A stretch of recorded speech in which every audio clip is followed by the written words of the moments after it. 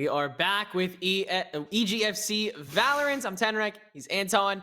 And if you're just joining us, well, it's unfortunate because you missed out on quite the opening map of the season. University of Tennessee Knoxville taking on the new team of Howard University. Anton, take us through this first map here on Haven. What an exciting opening game that was. Yeah, with some interesting comps from both teams as well. Howard bringing out the Viper comp in Tennessee with a double duelist Neon with the Jet instead of like a more conventional Raze or whatever like that. So both teams neck and neck pretty much the entire game, winning the opposite side that I thought they would. Both of them 7-5 on their own respective, if I'm correct, their attacks, which is a little bit wild to me. But whatever the case, did well, got to OT, and I think the most unfortunate situation about this entire thing is that our stream might have crashed, technical issues on the back end, and yeah, we might not have gotten to see that OT, but it was indeed a banger, which is one of the main reasons why I'm upset that it didn't get seen. But basically, back and forth, even still, double overtime at the end, 15-13 in favor of University of Tennessee. And right off the back of our little break, because remember, a player crashed at the end of regulation. We had to get them back. It took a little bit, and we finally got back. And then right off the bat, they go fast. No breaks. Howard literally just rush A right off the back of the break, and it works. And then after that, Tennessee end up rushing, and then Howard, they just slow it down. Even though both rushes ended up working, Howard slow it down. They try and take the B site, and all of a sudden they start getting stifled. And Tennessee take 2 rounds in a row. All they need is that one more to take the entirety of OT, and they make a slow C play happen. No rush, no nothing. Walking straight up long C. There were 2 players defending on the side of Howard, and finally the raid boss goes down first. If I'm correct, everyone in this entire map saw that the Omen on the side of Howard was monstrous throughout that entire matchup, if I'm correct. He ended with 28, which is a little bit unfortunate that no one ended up dropping 30, but they miss me. He has been doing all the massive plays, right? And finally he goes down to entry, and Tennessee take the C site. There was no chance for the retake with all the stuff they have in their post plant, with the neon stuns, with the fact that they have a Sova on their team, with those lineups. And that was the way it ended. And again, apologies to all of you that we didn't get to see that, but fingers crossed we have fresh installs of stuff on the back end, so this should not happen again. But yeah, we're just hoping for the best for map number 2. Yeah, and coming into it, I think we can take a lot of what we were able to catch from map one, and I think extrapolate that coming into Ascent. So if you missed out on the tail end of that first map, then I imagine you'll get to see the same kind of chords struck when we come into Ascent. Of course, again, this was the choice of University of Tennessee. Howard University elected to start out on the defense. We expect to see pretty common compositions with maybe some deviations, maybe some comfort picks. But like you said, it wasn't necessarily like Howard ran out of options or ideas or wasn't like winning on the aim side, because they absolutely were. It's just Tennessee, they overwhelmed far more often. They overloaded a lot more quickly, and they were able to just dominate on sites, regardless of whether they were attacking or defending them in the end. Very well played by them coming into their pick. And again, of course, Bind being that decider on that map 3 after the bans, which I want to kind of take a closer look at to see if we can kind of grab anything from those, because the bans from Howard obviously strike me as purely an experience thing, purely a pug stack thing, purely a like, this is a new collegiate team. Let's kind of just work with what pool we've been studying for the past patch. Mm-hmm. But on the side of Tennessee, Lotus split those tight corners like we see on stuff like cat to tree or market to mid, that we've seen Howard do quite well, and especially they miss me with these bamboozles on the TPs. I feel maybe we could see some other ideas come in that don't just revolve around flanks or flank watches. This is very true. I would also like to point out that they were the ones that floated Sunset first. I mean, technically both teams did, but It's Howard true. were the ones to ban it. So UTK was either gambling on the fact that that wasn't going to be third map, or they are comfortable on it. So maybe even speaking to their adaptivity, which is something that we saw in the previous map as well. But right now, like we mentioned, this is likely going to be very standard stuff. If Kobe locks this in Yoru, I am not walking out of my chair, because he's not going to do that. There's no way, right? Yeah, he's No, KJ in the no, last no. map. This makes a lot of sense. We've seen Yoru and Breeze recently in Game Changers, but not in this map. It's just not going to happen. And even Economy is going to be hovering that Omen, not going to be opting for the Astra. So yeah, super regular stuff across both sides. His Jets, and it looks like if they end up locking this in after a little bit more time to talk, it should be just mirror comp across both Select your sides. But agent. both these teams just taking as much time as possible to make sure they know exactly what they're doing, because yeah, the last map was an absolute barn burner. 15-13, it was neck and neck pretty much the entire way through. Now Ascent with the staple map that is pretty much the most played out of any map in the entire map pool, in competitive, in comfortability, in terms of everyone that either loves it or hates it for the fact that it is played out so much. Both these teams, I don't know what to expect, man. I was wondering in the break time, how wild can it get? Because we know that Ascent might be staple, but They Miss Me, the way he plays Omen is not. So they might not have two duelists, but we have seen in pro play many times that Omen is kind of that agent that has the dive potential that a Raze has, that a Neon has, but you're also a controller. Once you throw your smokes, you can throw yourself, just like the Jet can, and he can insert himself into really ridiculous situations like the duelist. And they have two of those now. Economy hasn't really shown that they are willing to do the same thing. She's kind of been more reserved, more passive on the backlines, which is just fine for a controller. But with that, I'm wondering if how we're actually going to be really effective on this defense, because they are going to have double dive.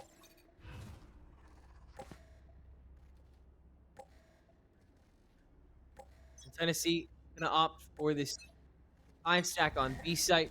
We in side. They're taken down. So both sides understand what they're about to face. Both all ready for it. Tennessee perhaps more so. Neviage preparing for the double swing, but instead just grabbing one. The rest of Tennessee can hop onto site, but ultimately they have lost more than they've gained. And so it comes down to Novacore to grab these other kills. A little bit of a do-si-do with the Sheriffs that neither can get the final blow on Ballin. Could not land it. And so now Novacore and Economy sit on site, both at very low health. Novacore is confirmed to be in Boathouse. Economy still has not been found out. Big paranoia, potential stall. They Miss Me though, has TP'd to the corner. Economy has not caught it. Now hopping into Boathouse, Novacore lands the shot, and now we're back to that Jet v Jet. Both the Sheriff shot deep, and this time Novacore can land it. UTK will grab the opening round this time. Darn close round. 1 versus 1, both the duelists against each other. And of course, you gotta remember, it was not even just that. It's both the Jets versus the Omens, right? It's just them duoed together, and you gotta remember, They Miss Me. This guy plays like a maniac. He is all the way at the back of the site. Full blind, by the way. Great flash from Economy. But it just doesn't, she just doesn't check, doesn't turn around. You have to remember how this guy plays, because it is so unconventional. It is so throw himself in the mix of everything that is happening right now. You kind of have to look behind you every time you hear an Omen TP, and maybe the sound cue was just covered up by the friendly paranoia, but whatever the case, not expected. Thank goodness that Novacore was able to win that one out. But in a 1 versus 1, all the guns being taken out, Novacore has bought himself up a rifle because of how successful he was individually in that previous round. Shot down a little bit by the turret, but he's already got an entry. Ballin with a pick across the map. So both Jets getting entries, but the flank all the way has been shut down. But there's one more over here, and it is signature They Miss Me. Yeah, being a bit gatekeepy here. I don't think They Miss Me is going to be able to come up with anything. No. Been able to buy up these rifles, and Novacore is just unstoppable. Economy going to pick that gun back up, no doubt. Yep. And so UTK carry 2 into round 2. Honestly, solid performance by Howard University. Good kills up mid to at least keep it close. But still, round going Tennessee's way here, and they will attempt to set up shop on the split push, play this way slower, to see if they can find any early picks. And note as well, you guys noticed in the chats, Javian has been subbed out for Fairy, actually. So, placement player coming out for the Howard University. One person. But will that make the difference? It was so darn close last time. Probably not a performance issue. Probably just map pool. Have some specialists on Ascent as well as the map of Haven. Would be pretty cool. And that seems to be what Howard has right now. They Miss Me. They know he's in the smoke. They know how he plays. But he doesn't manage to get out alive. Just barely. Didn't time the smoke well enough. Flash drive going to be spotted, but Vicious not going to act upon it. Spike is sitting outside of B main. UTK can go for this at this stage. The KJ util is heard. They know they're at least nearby. Kai's definitely heard, and yeah, Nova can just spray that down. Spike down. Fairy onto Economy. She's able to grab that one. But spotted by the recon bolt. Nothing much more that she can do. That's why Javen has arrived and is now in the 1v1 with Vicious. He could force them away, but on this lower health, it's still looking dire. I guess you have to be planted, though. 30 seconds for them to have to do that, and so they don't have to actually necessarily act. In fact, and then you're seeing that. No, Vicious turns into it. Fairy down to her, and she can't get it done either. Vicious double kill this time around, and UTK swipe away the third round. Once again, but that is the anti-eco going in way of Tennessee. Very nicely done. Excuse me, by the way. I said Javian was replaced. I apologize. Apparently, that's not him. I would need to look at the roster again. But, oh, Kenny's the one that's gone. Yeah, as the initiator player. That's why. Okay, well, my apologies. But we do have the correct rosters here, of course, on the screen. We're looking at it now. Full save for the side. Well, I'll say full save. There's a half buy. They miss me. Has a shotgun. So comfortable on it. Was on the judge pretty much of like half the rounds on map number 1 at Haven. Now he's got a similar weapon of Bucky on this catwalk, so still a threat. But a pop flash, good shots. Only one, and Jet gets out alive. That's worth, for sure. Fallen, not a lot to work with here, and so we'll just duo up with They Miss Me. Nano Swarm not caught, but They Miss Me went for the TP play, and so they'll just rush it instead. UTK, they've learned. They've adapted. They've overcame. Clean sweep so far, and with the null command, they will have A site easy going. Howard University stuck from CT. And with their half-hearted buy, they should go in here, see what they can find. Oh. Recon Bolt won't find much, unfortunately. That's okay. There he does have the util back, so could at least check one corner without the need for the Sova, so they will split apart just a little bit. Need back up here at Heaven. In we go. No reason to hide at this stage. You know where you're going, and you know where you've been. UTK up to 4 rounds, keeping 4 stable this time. The economy is essentially already built up for most of the half now for them. This is super solid, especially because Howard, he actually went for some, well, standard investments, I would say, for the Sova. You've seen a lot of Sovas recently going for the Odin. So strong on the B side, especially where every single wall is pretty much paper. Yeah, Kai did end up buying that up and actually got a kill with it, but losing the round over towards that A means that their economy is a little bit worse for wear, and Tennessee have everything that they could possibly need. Now watching for a recon dart, not gonna come out. It's on the ceiling actually, but it still will not spot out very much, so that could be very, very good for Tennessee. No one has to shoot it, no one has to make any noise. And the first contact they're going to take is with that turret. Here. So they'll attempt to be proactive with this. Howard is already here, and Ballin, that operator, challenged once, not again. Novacore fails to deliver. Door closed is the sacrifice, but Kai can hold it down. And Tennessee, too big for their britches in this round. Underestimating how much they still have it together. Have to challenge this operator again. Kobe-O-Matic can get it done. Tennessee can at least get onto site, grab Spike, give themselves a second chance in this 2v3. With Vicious on 10 health, they need to play for the guaranteed angle or the one shot. 2 coming from main, 1 from market. Util abound as well. They Miss Me has the whole kit and caboodle.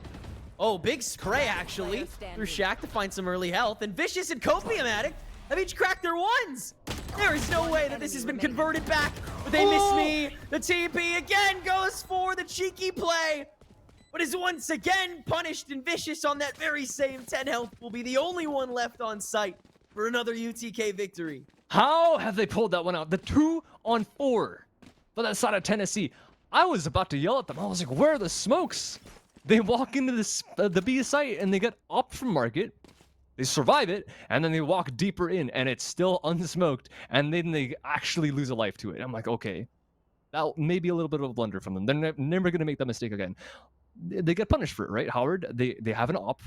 The one thing that you could really get rid of ops with is either Sova darts or flashes. They have KO, and you have smokes, and they literally cannot see you, so it's hard to shoot when you can't see. But then the last 2 guys, the Sova and the KO, they just walk on the site. They managed to dry peek the op, one-tap this guy in market, and then they get on, have a free Sova dart that recons 2 people, no one shoots it, and they get a free kill through the wall, and then like you mentioned, they just win their ones after that. It's a 2-on-2. It has become very simple. There is no more playing numbers to the side of Howard. That is just I don't know what to say about that round. Well played from Tennessee. Gotta admit, these two guys absolutely flawless. And Howard are taking some time. I mean, they're taking some time to talk about it. They need to know what went wrong, right? Silvadar, no smokes. They were able to take advantage of the fact that Tennessee themselves blundered, but then they could not close. And that is what they need to do, because now they have no money. They have Ballin with blades, which is probably going to pop.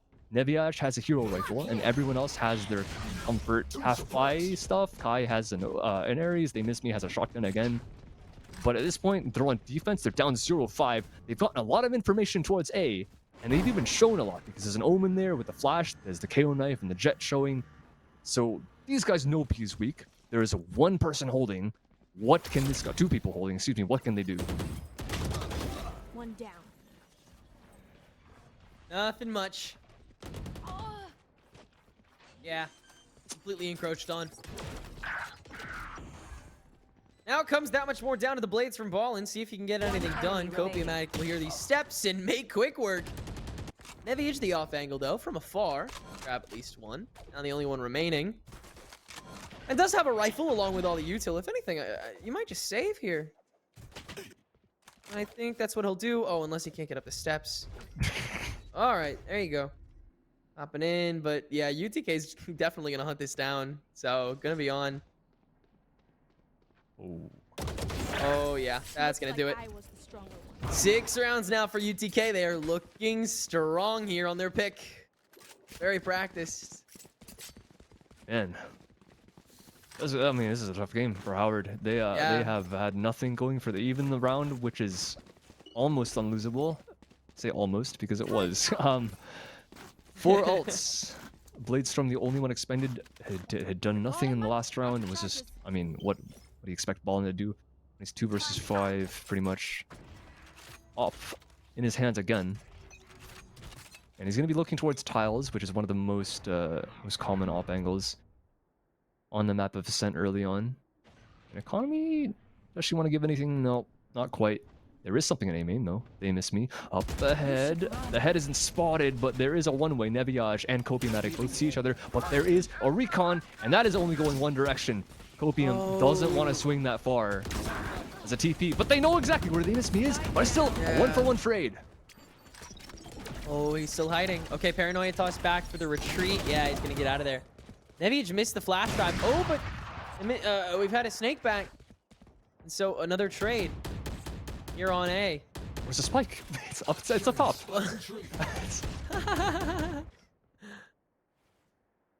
Wow. What a round for... I can't even tell yet. Both teams? This is still, like, advantage is still so up in the air. Yeah. Which is weird because it's been much more decisive up until this point. So maybe a win for Howard, especially if they have this lockdown. Playing this slowly. I mean, Tennessee, they have to try and jump on this, but they're so scared of where Ballin's at now, too. And he hasn't moved. Yeah. They'll head in. They're strong B, because they have this op on A. Right. Ferry, the turret set up on backside. Yeah, Tennessee has to get this done quickly. They might not have enough time. I'm gonna be honest. Oh, Kai is so low though. If they get on the site quickly enough, they should be able to. Okay, yeah, Vicious gets the shot, so they will be able to plant this. Lockdown thrown in response will force us back to Boathouse. Oh, Kobe still has this angle. Yeah, they know they're both in back. And Kobe will be able to swing back out for this. This looks pretty solid for Tennessee. Oh no, Vicious is not watching. Economy has to swing onto 2. Very easy done on that. And so now Kobe has to make quick work of the 2 fragmented players. 1 gone and now playing for time instead. This is just so smart. First tap from Ballin on the operator. Whips the shot. Should have picked up that rifle. Kobe gets it done and UTK continue the streak.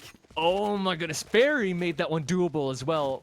With a little bit of a misplay from Vicious walking up the lane, not expecting both players from the defense to be that close to stairs. But the one-on-one at the end, thank goodness that Ballin had the op, because if that wasn't the case, maybe that would have been a different story. But once again, Tennessee keep the bleeding going. They do not let it be staunched. Howard have not found anything. There has been no success. They've had the guns, they've had the ops, they've had Kion and Odin, and even still it hasn't worked. And now all they have is a stinger and a bunch of sheriffs. But now what can the police force do? Tennessee, they're waiting really far back, and Ballin gets caught by the one-way. Oh, wow. Hunting, knowing that it was going to be the gamble swings. Howard needed to search for something. The picks needed to get the drop. Whatever they could manage, and they can't. Fragment will not catch Neviage, so they can remain in cubby, but Vicious knows that. So they'll just run 2 on this. Yeah, I'm just gonna... it's like clearing out a laundry list, really.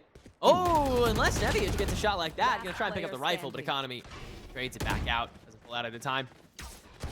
Kai not countered in Garden. Easy sandwich for Tennessee.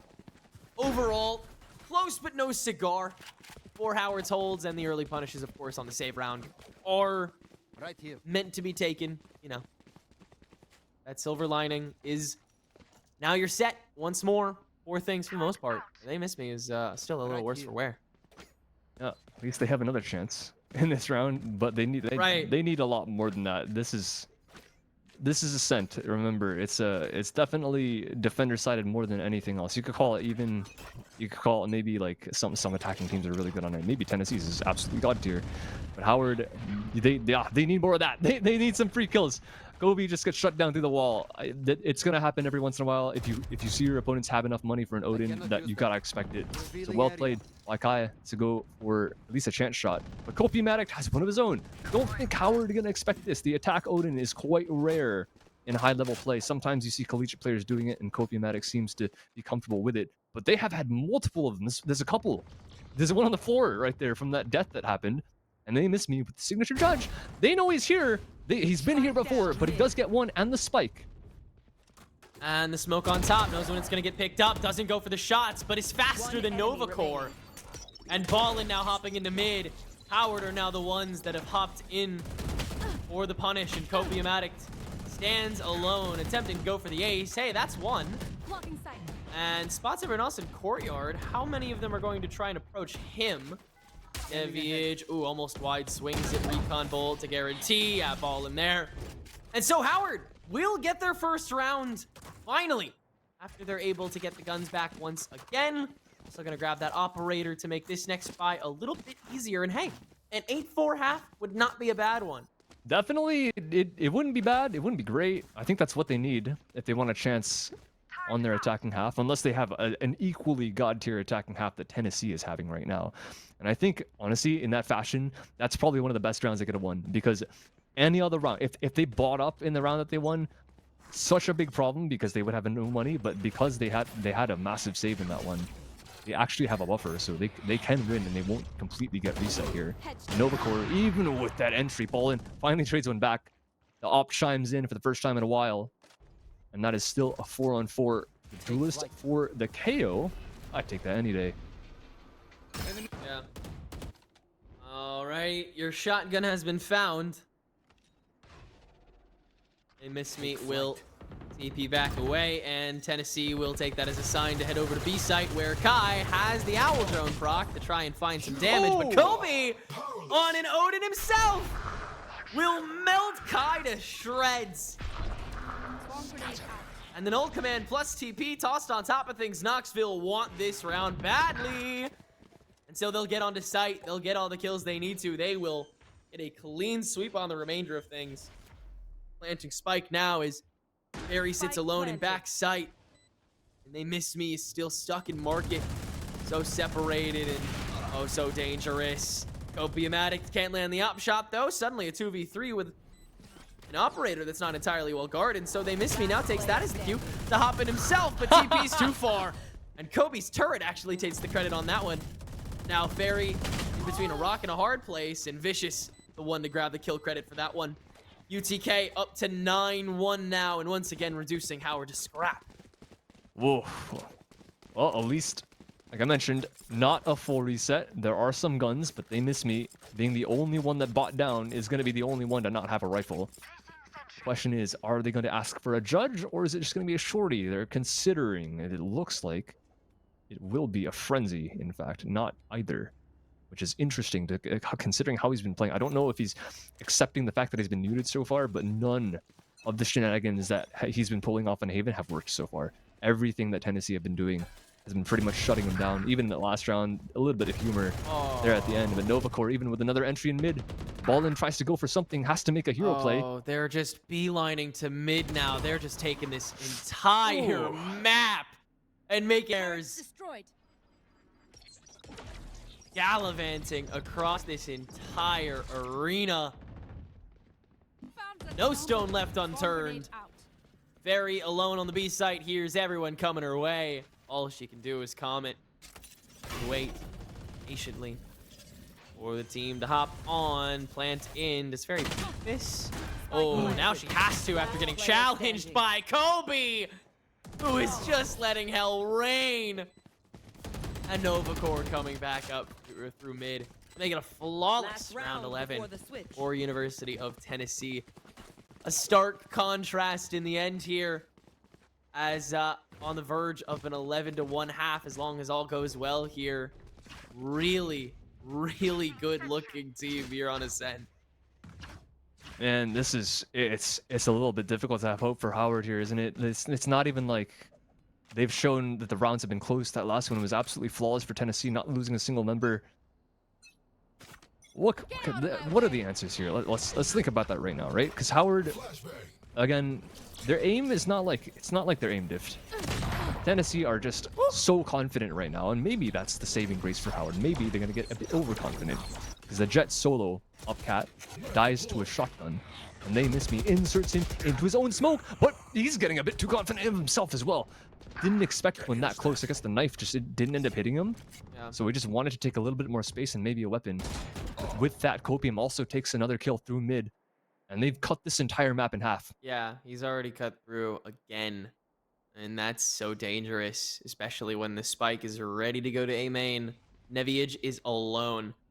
Smoke might have been heard. Oh yeah, now the presence is confirmed. Copium Addict should still be calmed.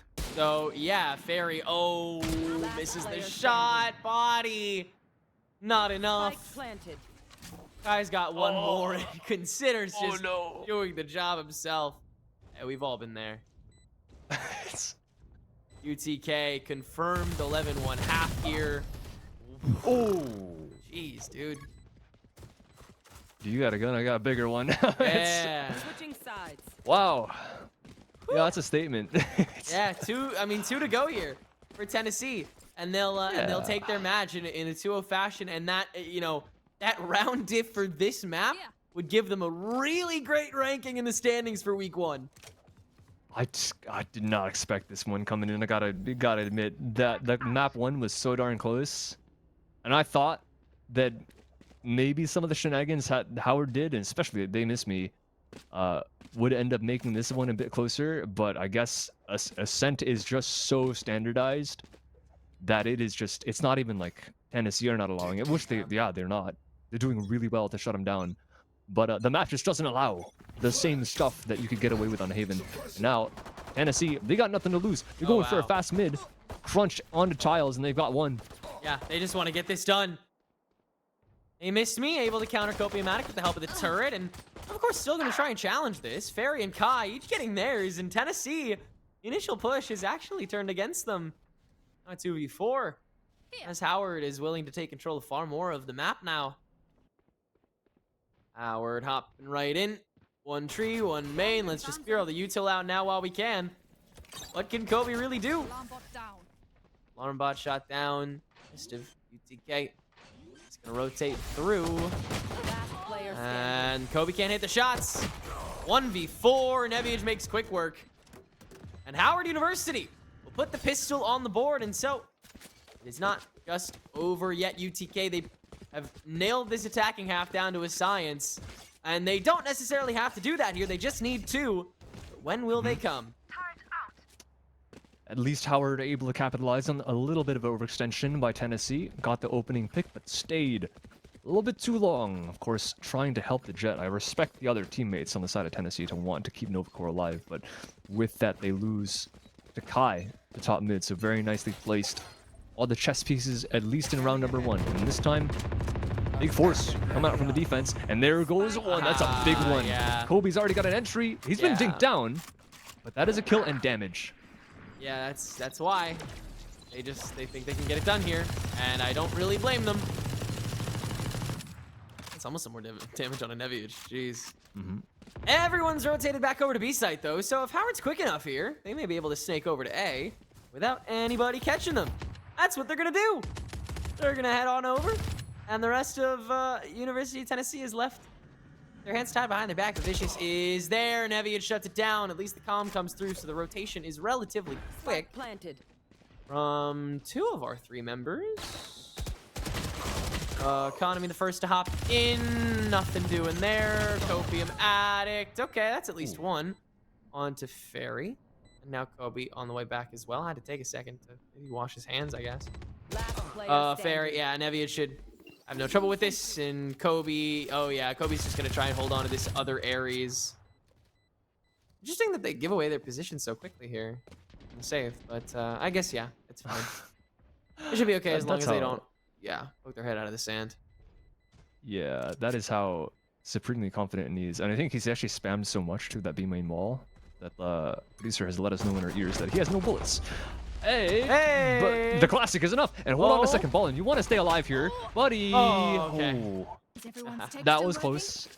Tennessee might not care about their own economy because they have 11 rounds, but Howard, they're not as fruitful in that situation, so they kind of need to save their guns. They miss me. Is going to be drop the rifle, and Kai is going to buy up the Odin. How are they affording another huge this? purchase? This one didn't. I actually don't know. That is a good point. They won the pistol, and then the the anti-force. I mean, that was off of like they got what, 2 Ares and a Spectre there too? Yeah. Is that save a pistol? I don't know. Ooh, Ballin gets one. Okay, good start. Man. That's a big one. Kobe. Oh my god! Gorgeous double kill with the Sheriff. Another headshot potentially. No, nothing left in the tank. But bringing it back to an even matchup that Neviage now has to manage their way out of. Now it's Vicious's turn to land the shots. 2 dinks of his own. Fairy, the last one remaining here. Vicious has it under control. A statement piece for Tennessee to make it back with. And they have 9 rounds of game and match point to work with here. 9 chances. And that is what brings them up to the finish line. The moment that Howard looked like they have a chance to come back into this, Tennessee have no buy. They have a bunch of sheriffs. Howard could just choose to overwhelm, and they start out great by getting the entry on B. And then 2 players on Tennessee end up playing aim labs. Vicious and Kobe chiming in together with 2 apiece. Well, no, Vicious got a 3rd even. They both just kind of spam some grid shot there. Ballin, he wants to keep up the pace. He doesn't want to give up any sort of ground. They're all up mid. Where are they going though? They Miss Me is in CT right now. Are they ready for this? These guys know. How ready for this are they? Ballin's up for 2. They missed me again. Is this a clean sweep? Will this be a flawless round? It'd be so major for them actually. Okay, no, economy can at least get high. Still gonna try and hold this. Maybe get a spray? See if they get anything. They're backing up to A. They know they killed the rotate. She's gonna get kept up in this 1v1 forever. Miss Me should have no trouble taking care of this, if not just stalling it out. Oh, especially if he hears her. Oh, yeah, he does. Plant though. She's gonna go for this? Yeah, Spike's down. The rest of the team is gonna have to come through here. There it is. All right. And yeah, now you don't know if Kobe doesn't know if he wants to. Yeah, he's just gonna hang back, hang out in Boathouse. Wow, well done round. Ballin was on fire there on the front line on A and Cat, and then they missed me. The TP play, major work done by Howard there to keep themselves alive, keep a good amount of guns in their arsenal, keep some ults in the bank. I mean, you ask them to set themselves up for the long haul this game, and they have done so this round. So, you know, kudos. Then he has to not die. Hey, there you go. I'd maybe cast a curse there. Apologies, but yeah, they need to keep their money honest. Somehow they end up cutting straight through yet again. Mid control, Omega important on this map, and of course Ballin, like you mentioned, being so good on the front line. He's been getting opening kills, and they just need to convert. And in that round they did. They end up going all the way through mid, and Knoxville take the bait. They rotate, and 2 of them get lost. I mean, admittedly, who's up mid that fast, right? Great job by Howard to do that. And now they adapt yet again. They don't do the same thing twice, and they can't, because if they get red once, it's over. So now fast A, maybe a contact play. It looks like a flash is fast to make sure that no one in Tennessee is going aggressive. These guys are on the site, they're ready, and the only saving grace for Howard is that the fact that these guys don't really have weapons. Yeah, really not much to work with. Ballin will hop in. Oh wow, yeah, they just full clear it. Kobe and Maddox already the only one left, and they miss me. He's already up in heaven. Quick work here in round 17. Howard University continuing to mount themselves up. No ultimates on the board this time, but they have the eco, they have all their kits, and they have some confirmed ways in. Ooh, problem is, in this game, remember, you got 2 economies, right? You got your weapon economy, your money, your credits that you get every single round for getting kills, or planting the spike, etc., etc. And then you've also got ults. And that is a thing that you can't deny from your opponents. If you kill them, they get ult points. And so far, there are 2 very big ults on the side of Tennessee. There's a lockdown, and there's also a KO ult. So if these guys can just wait long enough, they can just stack up. They don't even need to use them right now. They have the option to if they think they can win the round. But they can just sit here and stack them for another 7 rounds. They can just chill. That's the problem that Howard have to work with. They're doing really great right now again. They may catch out economy, and they do just that. Right up through mid, 4 people. And there is Kopi-Matic here outside of market with a judge, and he gets checked. Oh, but yeah, Ferry is there. There's not enough backup in UTK this round to make it happen. Kobe from Boathouse has landed the shots before, and now Novacore for playing support. Good damage done by these players. They have to get stopped now. Allin is already up here in the mud, and Kobe should have an idea of that. Spots the head, but not in time. For that matter, Vicious has been shut down too. Down to Novacore. Oh, huge paranoia too. Has to reveal the position with the cloud burst, and so they miss me. He's now sitting up on the steps. And can finish it. 6-12 now. Howard University. The comeback is real and alive. It is alive, and I think one of the biggest reasons is that They Miss Me has been tamed. Honestly, you can see what happened there, right? As soon as the paranoia came through, Jet on the defense literally just turns around. Fair enough. Well done by Tennessee for being able to read that. Novacore, good awareness. But They Miss Me, he doesn't go for the TP. He just wants to play safe at this point. So with that, they take the round again. But like I mentioned before, the ults just stacking up one by one. Kopi-Matic, 1 off the Hunter's Fury. Novacore, of course, that isn't the most impactful ult in the world, but having the leeway to at least have a partial buy and have it be as strong as you could have is kind of big. And he wants to go for Blades here. If he can get a kill, this is what would matter. And another re-challenge from Kai is going to go from the other angle, so saves his teammate life and takes that knife possibility away. But Vicious is still here. He's done work before with the Sheriff. He's getting really pressured here as the tree presence is now unmitigated. But UTK has already made it back, so they can play for the retake very quickly. In fact, before the spike even gets planted. Tree smoked away, so now you're really isolated. You have to just frag out, and Vicious can. Released 1, rifle back, and now cat control is once again UTK's. Now mid getting taken over. Kopi-Matic there for that. Spots all 3 of the remaining players in cat. Massive intel that he's going to try and get the Hunter's Fury off of. First hit doesn't land. Second hit guided into 1. That's the finisher on an Eviage. And 2 remaining for HU. Hunter's Fury online, but where do you place it? How could you use it? Where do you go from here? The answer would definitely be B-side at the moment, but do they know that? Can they complete that? 30 seconds Kopi-Matic left. stands alone. Economy holding up from CT. Both gateways cleared away. They have to be one out. What a shot! It is done. On to Kai, and the same can be said for Kopi-Matic. It's a 13-6 victory for University of Tennessee Knoxville, and a 2-0 opener here in EGFC. Beautiful stuff coming out from the entire team on Tennessee, and that is absolutely ridiculous the way that ends as well. With all the eco rounds, monumental performance throughout the entire map, and all of a sudden, Howard, as soon as they show us that they have some life in them, Tennessee just right back in their face, just right uppercut. There's nothing they can do. The eco round, the double headshot coming out from both players for the sheriffs inside of B, and then the final eco as well. I mentioned this guy's done it before with sheriffs, and he does it again. The entry onto catwalk, and then going for some more information, wanting to take the fight as soon as he picks up the rifle, and the shot in mid from the Sova, and then everyone chiming in as well. It's just holding CT, holding the cross, one tap with the deagle, and then right back into B main, this supremely off angle. Like you're never gonna check like this specific coordinate inside of B main. It's just everything that Tennessee was doing in that map was just dominating Howard, and there was no answers throughout the entire map. As even the rounds that Howard had a chance to win, should have won, arguably the 4 versus 2 on the B site post plant.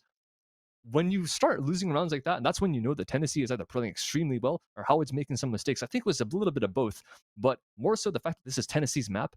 They know how to capitalize on those mistakes very well, and they know how to recover from their own, because there were some from Tennessee, right? They don't smoke into B. That one signature 2 versus 4 round, there were some massive blunders there, but then Tennessee, their two players just stepped up and they managed to clutch it out. And when you have those kinds of players on your roster that are able to come into these games and win rounds that are completely unwinnable multiple different times with lesser weapons and everything like that, that is when you're going to dominate that hard on a map like Ascent.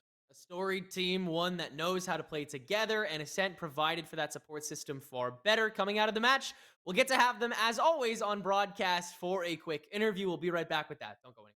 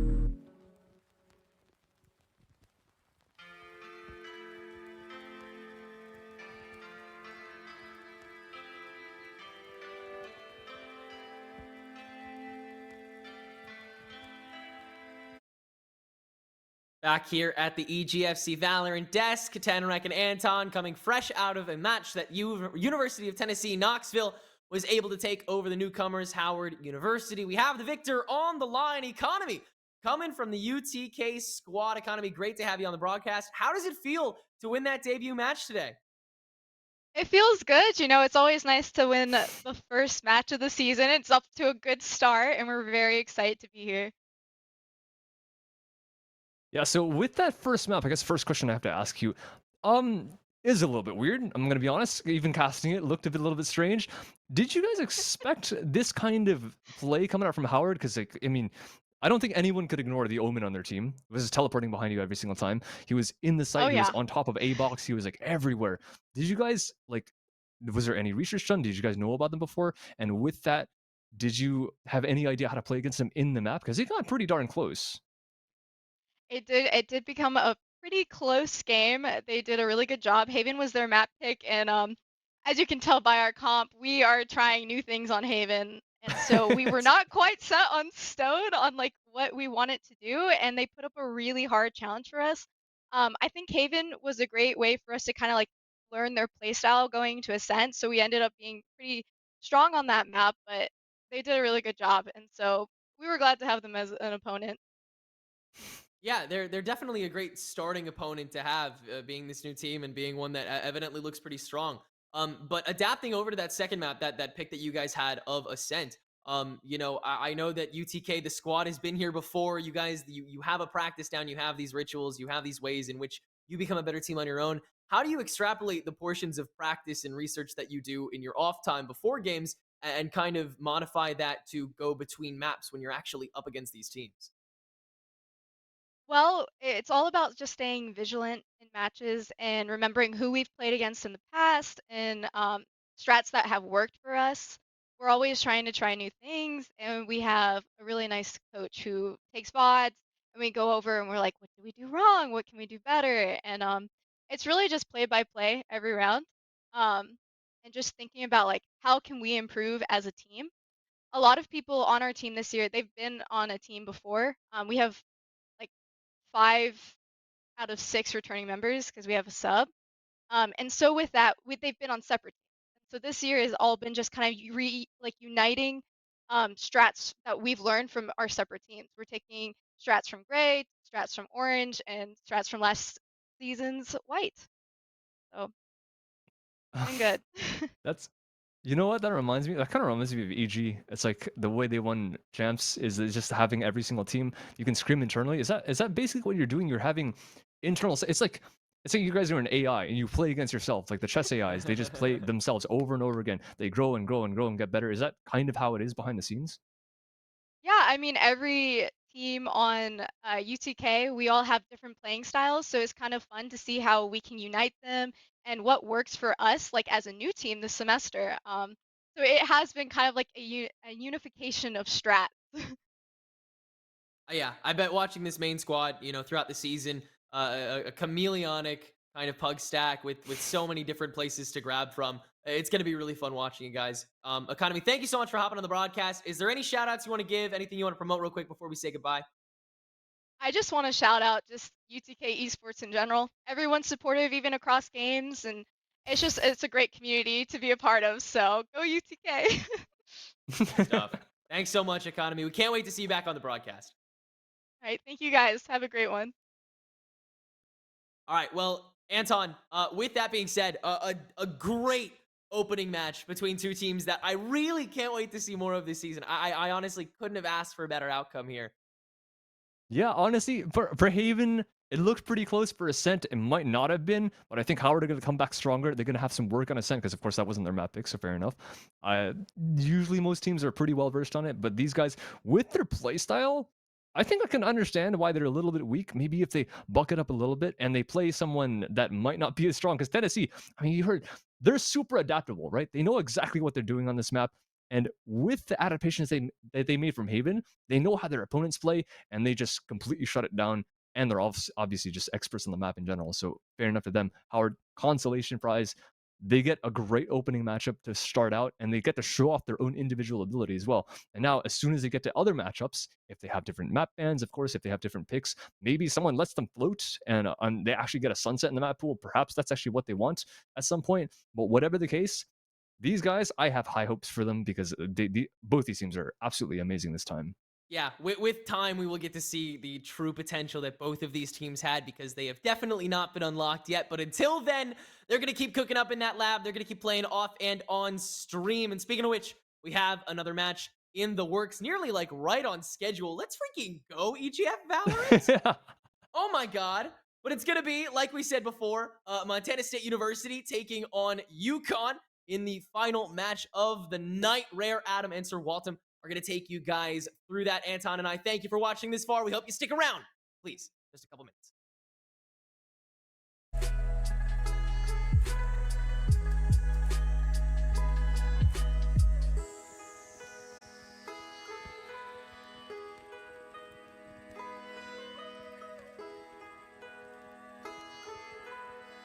Sort of proving time in the year. Of course, CVAL comes around in a couple of weeks as well, so these teams will have a little bit more competition there, but nonetheless, it should be interesting to see how these two teams fare out.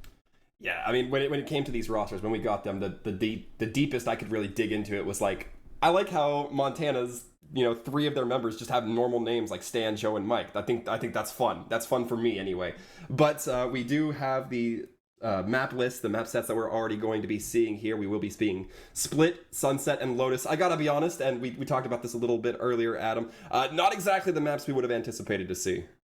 Oh, definitely not. I think especially early into the season, you'd expect it to just be your Ascent, your Haven, your Bind, possibly your Split as a third map, if anything. But the fact that we have Split as a chosen map in this best of 3 is a little bit strange in a lot of ways. You normally expect that to be seen later on into a series, but if you're really confident on a map like that, you just want to stick it to them at that point. Sunset is a map that I haven't seen a whole lot of, even at the highest level of collegiate as well. A lot of teams are just banning it out, waiting to prep that, but to bring it forward in week 1 is almost a little bit of a tell, saying one of these teams, hey, you know what, we're willing to pull it out already, we're willing to show our strats, willing to show our hand a little bit too. But I'm excited to see what Sunset looks like, because not only is it the newest map, it's also a very pretty map. There's a lot of really cool angles on it.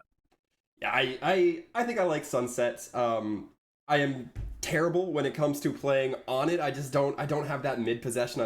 I lack the capability myself to have that mid control, but overall I think it's a very nice map, and I agree, absolutely aesthetic for those who enjoy those nice orange colors that you typically see around the Sunset. But as we head into Split, we're going to be seeing the teams start to pick out the rosters. And Adam, what do you think we can expect to see here, or I guess what are we starting to see develop? I mean, I see 3 deadlock hovers, and I pray that none of them actually get locked in. That agent is not very good as it stands right now, but, if you were to pick it on any map, Split would be okay. I'm expecting to see something like a double controller, double duelist potentially come through. Split is one of those maps where you don't necessarily need something like a Killjoy picked up, but of course, for Montana State, they have opted to go for it. The one agent that we get to see a little bit on Split is actually the Chamber, just picked up on that opposite side, but everyone just sort of feeling it out at this point. Pretty standard comps. There's nothing too wacky in this situation. Yeah, I tend to like the double controller compositions just in general, but I tend to play a lot of smokes, so it's always nice not having that pressure on myself. And I think we're starting to see that, or maybe not starting, but we're seeing the Viper, being very good at controlling that mid and playing all the way to, I believe it's B site, where you just get that curtain set up, and it cuts off a lot of that entry value for the attacking team in particular, which is going to be convenient because Montana's going to have the opportunity to start off on the defense, so maybe stifle that attack early on. Yeah, I think a major thing about Split, just to everyone at this point, is it is very defensive sided. You're expected to win 8-9 rounds on the defense every single time. That's why we see Split as one of these maps that just goes to infinite overtimes sometimes.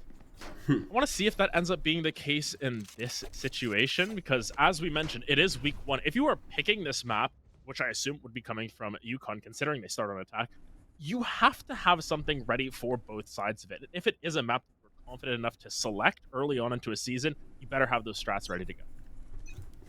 We'll be seeing if those strats are in fact locked and loaded, as now seeing MSU just start to get set up with those smokes, and UConn just immediately starting to temper a lot of their team towards Garage. At least it looked like that was going to be the case until they slowed down due to those Omen smokes coming out right at the beginning game. And so far, not a lot of shots being exchanged, but there's still plenty of time in this round. Yeah, Kami just sort of exploring A on a little bit of a lurk, but everyone else pushing up through mid. This is sort of the presence you want to see on Split. It's going to be a trend across the first couple of maps, actually. You want to see this on Sunset as well, as OG just jumping forward, throwing that nade down. Q-tips, nice little angle. Going to draw first blood with the Ghost. Will be traded out almost immediately. Yeah, it has that nice control to know that there's going to be at least a couple members up there, takes the time, lines up those shots, gets one, can't quite connect onto the second. However, Boss looking to push in, gets the kill onto Urza. That Ray's going to be allowing their gun to be picked up for this guy, and now it looks like the attackers have an entry onto A, but they're taking a little bit too long. The rotations are going to come through in response from the defense, and it's going to be both controllers, so you have a little bit of opportunity to try to, again, slow down those pushes, although I think we saw the Omen use the smokes. We already see the Viper wall set up as well. Yeah, I mean, both of them sort of led for a ruse here. Very slow push forward from Yukon. Through the guiding light towards B site. Sort of giving them a little bit of a trick there, and this one wasn't hurt at all. So now, free site to plant here. Great stuff coming through from Yukon very early on. Making use of literally every second they have available. But Montana State now going to have to try and find this retake. Cover going out. Worth keeping in mind. Man advantage, even health pool advantage. Not so even. Connecticut going to be having that sky a little bit more vulnerable. Angles trying to be covered by both these players, but Cammy only has that classic, so not as much punching power as you might expect from a Ghost or a Sheriff. Doesn't matter though, as I say that, the classic managing to get one. It is all up to this Viper. We saw those snake bites come out. Gets one. Oh, can't quite connect onto the second. That Ghost right onto the headshot of Halt. Yeah, Ball's living with 14 HP, not a single point more than necessary. Good stuff to sort of secure the round up for Yukon here. As we mentioned, starting off on the attack can be very challenging, especially considering their execute onto B at the beginning of that round. But they recovered. They're able to pick up the pieces, get it back together, and now a couple Bulldogs, a couple Spectres, and Yukon Mike. Oh, yeah, Mike. There we go. Let's figure out what exactly they want to go for. This is the thing. Whenever teams put their school name first, I will get thrown off at least once during a broadcast. It is guaranteed to happen. I mean, I can't blame you. Just don't even look at Montana State. You're gonna break down here if you do. But now we're gonna be seeing quite a few rifles actually being bought out by Connecticut, just trying to get that increased force. And Viper Walls, as we can see, really mitigating that push that might be trying to come through onto mid. We see the Rays and the Sky holding from vents, and Ursa really just waiting for those. They don't want to get too antsy. If you're on the attacking team, you have to be careful. Those pistols can kind of do a bit more damage up close than they would be at a distance, which is always what you're going to want to do, play with at those longer range rifles. I mean, you're just able to push forward, find first blood, and now quickly onto site, knowing that they haven't got that gun advantage. Even still, B site, lights are on, no one's home. Seems as if it's a pretty free site for Yukon to just find a plant and honor it. Sort of stuck playing off of audio cues at this point. I mean, oh, with the timing on that wall, incredible stuff to find another pick. And now, numbers advantage and the site for Yukon as Gucci finds another one. Yeah, it's going to be very difficult for Montana State. But on the plus side, I'm not sure how much expectation you had knowing that Yukon was going to have a little bit more of that reinforced armory. You might as well go in there if you're on the side of Montana State, try to get a couple of kills, Stan. And that line of sight blocked off by the Viper Wall. It's not going to matter for Q-Tips, though. They are going to be taken down. QG trying to find something with the paint grenade. Stan toying with their food a little bit before eventually taking down Freaks. That was a little unfortunate. Yeah, Stan, that was rude. Come on, let's just say it as it is. Round 2, you can't be flexing on him that hard yet. But of course, 5v1, really not much of a... No ground to stand on for MSU there, but nonetheless, with their full buy now coming the opposite way, always like to see what these players prefer. Seems to be Vandals across the board, apart from Wi-Fi, opting for the Phantom. We'll see if that makes any difference, because my favorite question to ask people who I'm casting with for the first time, what do you prefer, Vandal or Phantom? Well, it largely depends on who I'm playing. If I'm playing controller, it's gotta be that Phantom. I love shooting through the smokes, a little bit more unrevealed, but you're still gonna be very revealed and caught in a very vulnerable position, taken down immediately. And not exactly for free. Ball's gonna be taken down. A nice headshot. That Vandal really coming through there. Halt seems to have their own opinion on it. Yeah, I mean, Halt with a great shot. Guji's saying, you know what, I prefer the Spectre. I'm just gonna run and gun for you up there. Now, lots of control taken in heaven. Wi-Fi with a nice little angle. Might not be expecting it behind there, but Ami upgrading the gun should be able to back out if they so desire. This entire time, you can see it's just exploring the opposite side of the map, looking for any sort of rotations. Kami actually going to find one, but Hamrid finds two in return. Yeah, it was great awareness from Hamrid. Expects the one, but also trades out on the second, waiting for that perhaps backup to come through. It did, and it worked out well for Montana State so far, but they have to keep eyes towards events. Stan might have the opportunity to pop above these boxes, catches them out with their abilities, and a nice connection with the Spectre. Just well played there by Stan, and now looks like the attackers certainly taking their time to get up on site, and Halt trying to stay there, make sure it's as difficult as possible. Q-Tip's gonna have the read there and communicate to their Viper that they need to get to B site, perhaps sooner rather than later. Yeah, Mike just gonna take the long stroll there. Both of them dinged up a little bit here. 10 Halt, seconds I left. think, has slightly more HP, like barely anything. Mm-hmm. Nonetheless, headshot wins you the round at that. Mike making an aggressive angle. We'll just find it at that. Halt, no chance to find the round there. And it's 3 in a row on the attack for UConn. And I mean, you were right. One tap wins it right there, as we saw that phantom shot come through for Mike, and ensuring UConn going to be coming away 3-0 now. And that's a little bit brutal if you're Montana State. You'd really like to win when you have those rifles in hand, because that's not an opportunity you're going to get when you lose it. Definitely a difficult start for Montana State right now. Tear them down. Nonetheless, there's still a lot of Valorant to be played. Maybe just warming up a little bit here. As you mentioned, it is a little bit of a late night. Might just be trying to get the fingers going once again. A little bit of a longer delay than maybe they were expecting, but nonetheless, early presence shown towards B. UConn know full well that they've got the weaponry advantage. Will they be able to push forward on it? They decide not to. And that's probably a little bit smart here if we're thinking about it. B, heavily utiled up. You don't want to get too heady into that without knowing exactly what the game plan is. Killjoy. Again, we see 2 swarms, the alarm bot right there, turret placed a little bit more off site.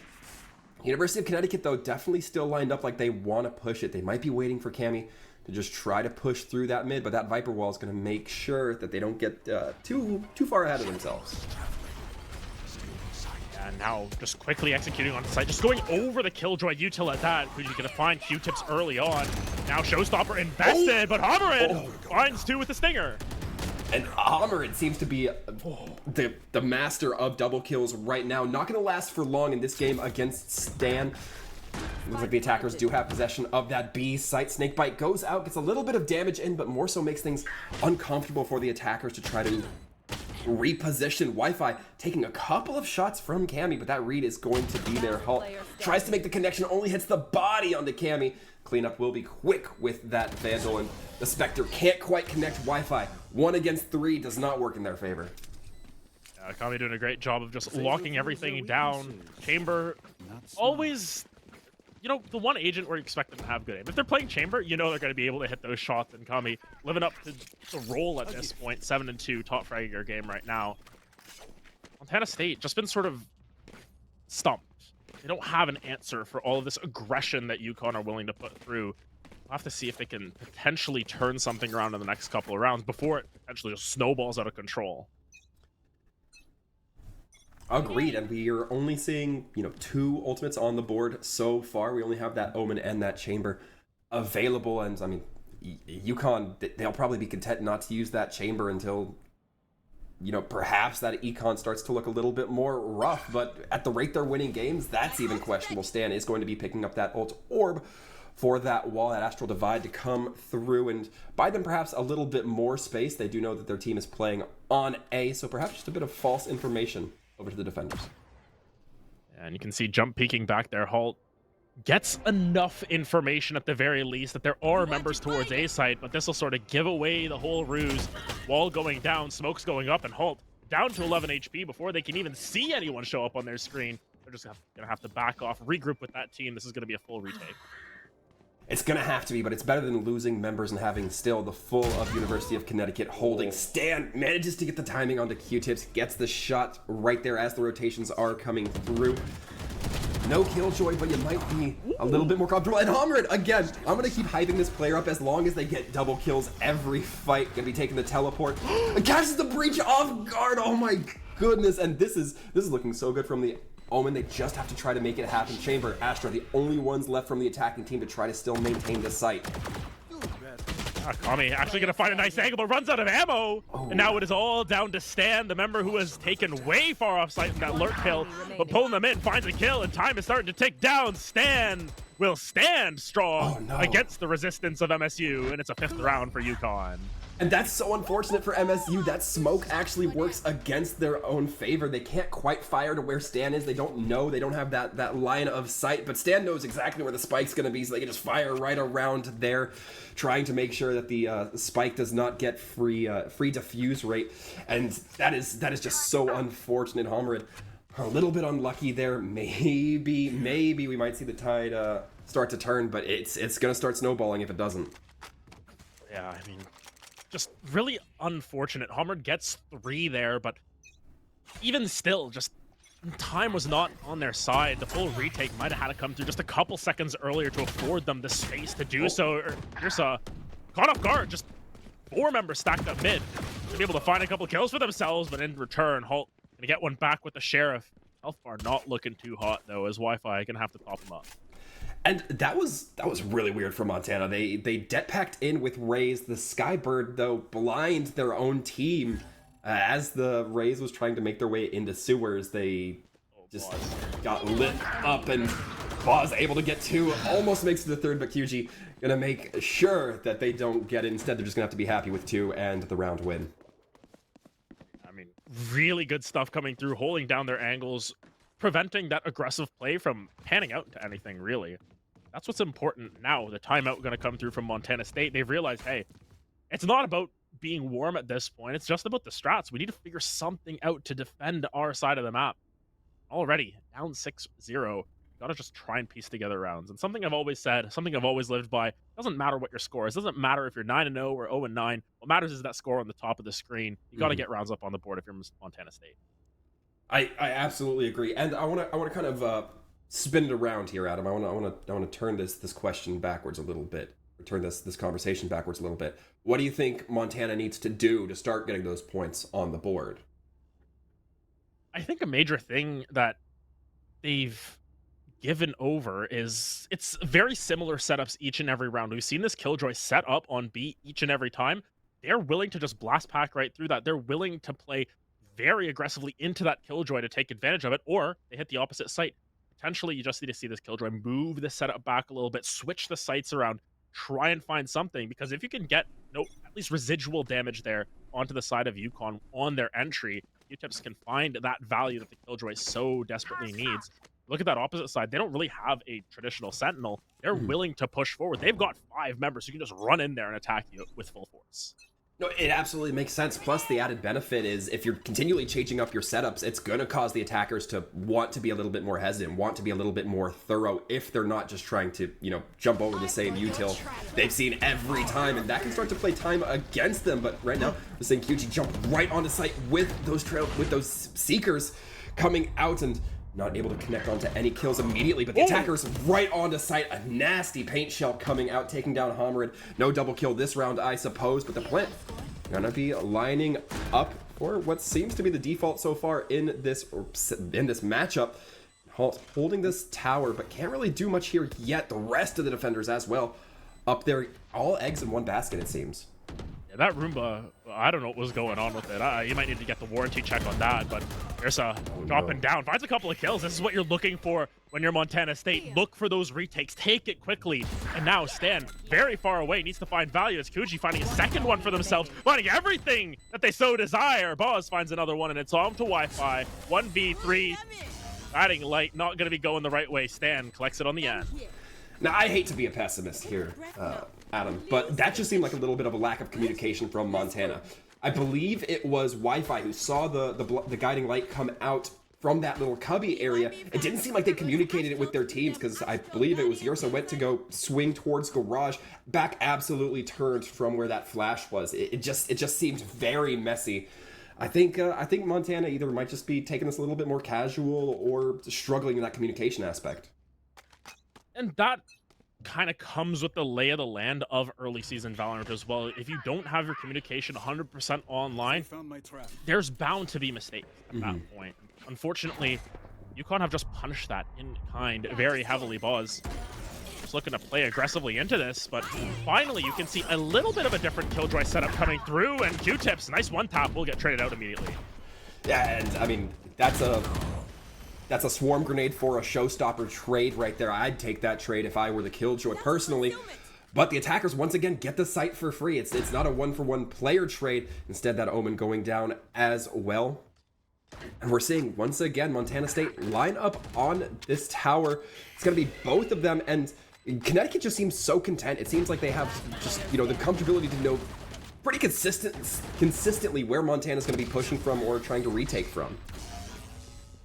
I mean, just the gallery of bullets being thrown into that wall tells the entire story.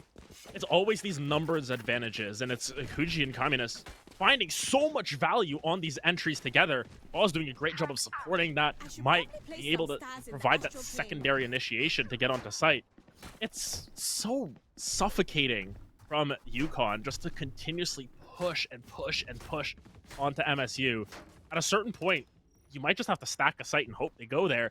It seems as if they were looking to do so, but it was on the wrong site. So now 5 members towards A for UConn. This should be another very quick push forward. Of course, Wi-Fi throwing in those birds, going to be getting that immediate information, knowing that there's at least one lined up there, but that's about all you get. You don't get to know who or how many aside from that. Wi-Fi dangerously close, manages to get one, but stunned out. Wasn't quite able to get any more than that. It is going to be A site now, immediately possessed by the attackers, and the attackers just always seem to be able to punch through and immediately take possession of these sites. Really oppressive coming through here. We're seeing Stan kind of on the lurk towards that mid, might be going through vents to clear up that high ground. Yeah, now just pushing forward. Q-Tips finds one, finds two. Mike gonna trade one back, but Stan from behind once again finds a couple of them. It is all down to Q-Tips, who finds their third kill. But once again, a 1v1. We've seen Stan versus Q-Tips before. This time, Q-Tips turns the fates. It's a 4K as MSU get on the board.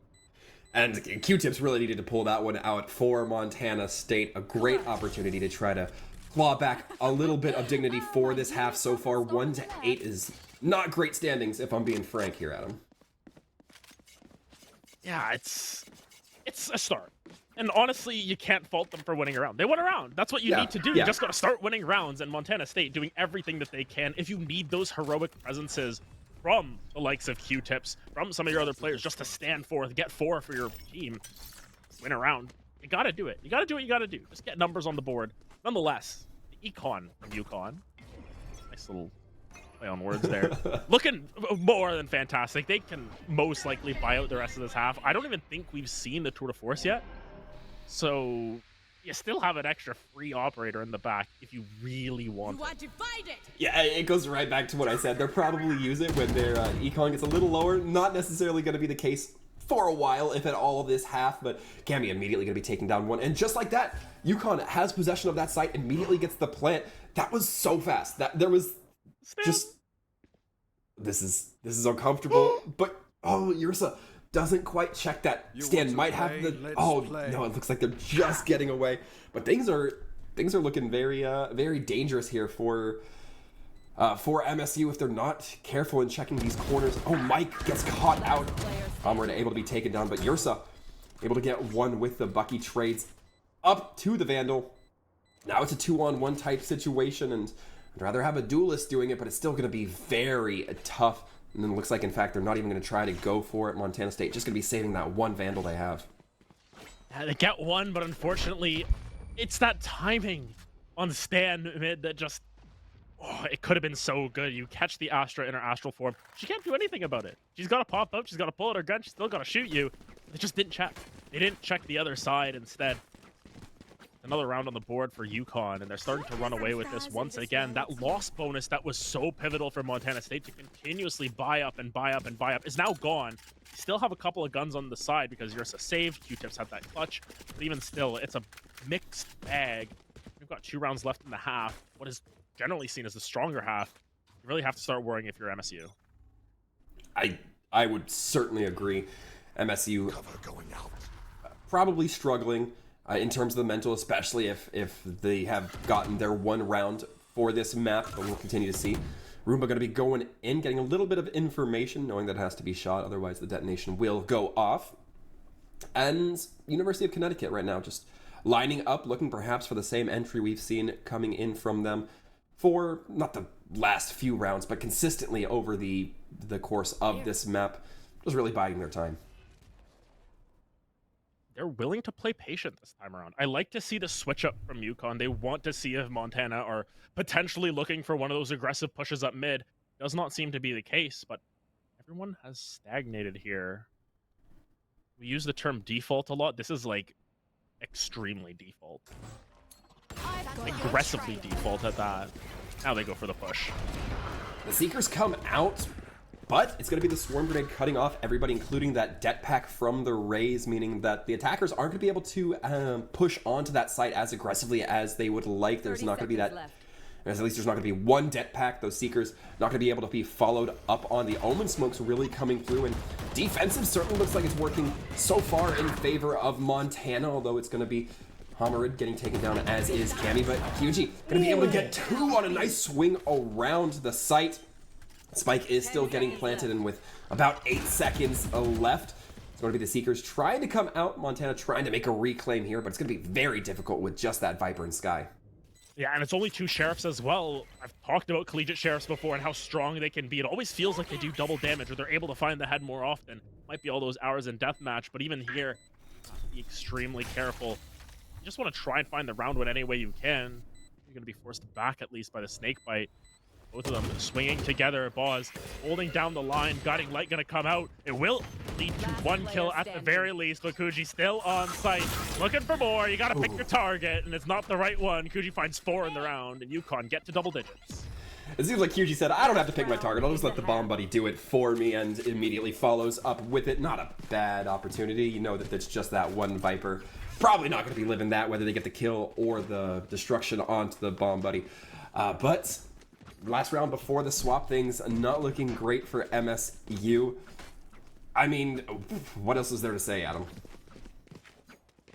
Find a round win here and just try and snowball that forward. That's the best you can hope for if you're MSU. Yukon have played this fantastic thus far. They're off to a raring start. I think that Henrik and Anton were talking about last time was the round differential going to really play a part in these early seasons. Yukon have a great round differential right now if they can keep it going, and with Sunset on the horizon and potentially untapped territory for either one of these teams, it could just end up being a whole romp, or we could just get this flipped the opposite way as actually Halt gonna find an early kill with the snake bite. Love that. Love seeing those snake bites come through, do that damage, create that vulnerability, although I'm sure it was just maybe a little bit of poke damage and then that snake bite finishing the job. But either way, now University of Connecticut not going to have that raise, not going to have those det packs that they love using to get right up and in on site. That means that now the Killjoy for Montana State might be a little bit more proficient, especially with this Omen Smoke coming through. But this is a tale we've still seen time and time again, just with a little bit of a change in cast. Yeah, just going to be Rolling Thunder clearing out sight. There's no resistance from anything this time around. The only real answer is this lockdown, but it's a very deep lockdown. Doesn't really clear out all of sight even, let alone main. I mean, just going to be able to TP right back out. And with that spike planted where it is, we'll have that possibility to just spray through the smoke at will, whatever you so desire. Speaking of which, Tips going a little bit of a tap there. Still so worried about any flanks. Halt is able to get one, make it a double. Wi-Fi quick to follow up as well. The Killjoy just holding the defuse. Halt getting 4K, and we were talking about, rather, I'll give you credit here. You were talking about just getting that one and trying to momentum your way into more rounds, try to minimize that round differential as possible. And so far, Montana, to their credit, did it on the back end of this half, or the back end of the front half, you know what I mean. And so now maybe going into these pistols, things are kind of at a fresh start. Maybe the mental resets, things come out just as strong for Montana as they did University of Connecticut. Yeah, we'll have to see if they can sort of beat the allegations of Split being a defensive-sided map, or just go ham on the attack at that. But nonetheless, Yukon, they're feeling happy about things. They've got an 8-round lead going into the half. If I were Yukon, I would not be complaining about the state of this game right now. Personally, this is fantastic stuff. But of course, MSU, we yet to see what they can muster on the attack. Getting Light from Boz is going to at least spot out someone in A main, but Nami potentially playing off this wall dropping, may be able to find 2 fresh kills here. Crosshair's right on them. If you just shot, if you knew, you would shoot. Yeah. But the shoulder, right into the dome of Halt, and might not know that the raise is right there. Gotta hope that the communications are there for Montana. Cammy might get taken down a little bit early, but does potentially still have that teleporter, get them out of there nice and safe. But with that one member down, Montana State, we saw them playing pretty defensively, pretty conservatively on the defense, and it looks like they're going to continue that trend here on the offense as well. And Kami still holding its angle, just holding strong here in A main. Maybe knowing that there could be a second member here who's just playing very safe. Meanwhile, looking like a bit of an A split here with 2 members looking to go through vents. This could get scary for Kami because that teleporter is right in front of them. Pause, though, will be the alarm to set it off. Pause gonna find one and runs away. Actually trades immediately as Hummer and Ursa get them back in return, and now 3v3. And the patience pays off for Ursa. You gotta give them credit there. UConn, so far, have to wait it out. The plant is going to go down with just a few seconds left to spare. Of course, with that Killjoy, there is going to be an opportunity for some post-plant set up. That alarm bot potentially coming through, so they don't have to play as close to the spike, although it looks like they'll still be taking advantage of that, knowing it is pistol round. And University of Connecticut now going to be stacking up. One in tower and a couple going towards those ramps. No Viper up to keep that wall in a painful position of dividing the defenders. I mean, if you look at the util that's available for the side of UConn, they've still got a little bit of an advantage. Specifically, this paint shell gonna mean so much as Kuji gets on the site, finds one immediately. They're pushing it through the smoke. Stan finds another one. They just have to stick it at this point.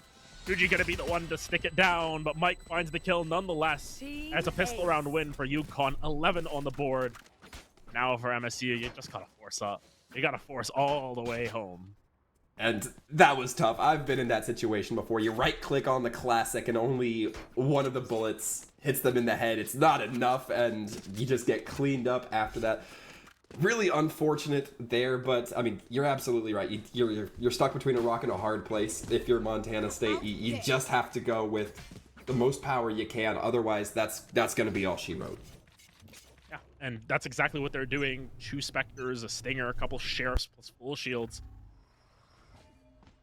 Win the round. That's the only advice I can really give to MSU at this point. Number go up. That is the important part.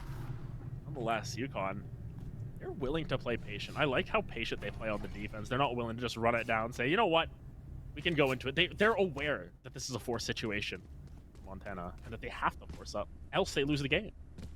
Well, also, it's like Montana just has not shown themselves to be an aggressive team, so University of Connecticut might just let them play the timer against themselves. Stan gonna be getting the immediate kill on the Ursa, but Q-Tips managing to get 2 before eventually falling to a headshot of their own.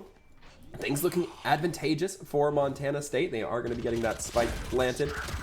That Chamber, that Sky, both trying to get those shots in. Manages to get one, make it a second for Cammy. It's not going to be enough. That Sky is going to go in for the defuse with plenty of time left on the board. Yeah, they're going to hunt around for the best skin available potentially after that. It is a messy win, but at the very least, they know that Montana State's economy not going to be in the best of positions. And now sitting on map point here, UConn got a lot of room to work with here. They can do whatever they so desire. U-tips. That's what you got to do. You just got to buy the best gun possible here. Even still for Halt. A Sheriff? Find the one taps. It's rough. It's rough. It's a bad way. I definitely don't disagree with that.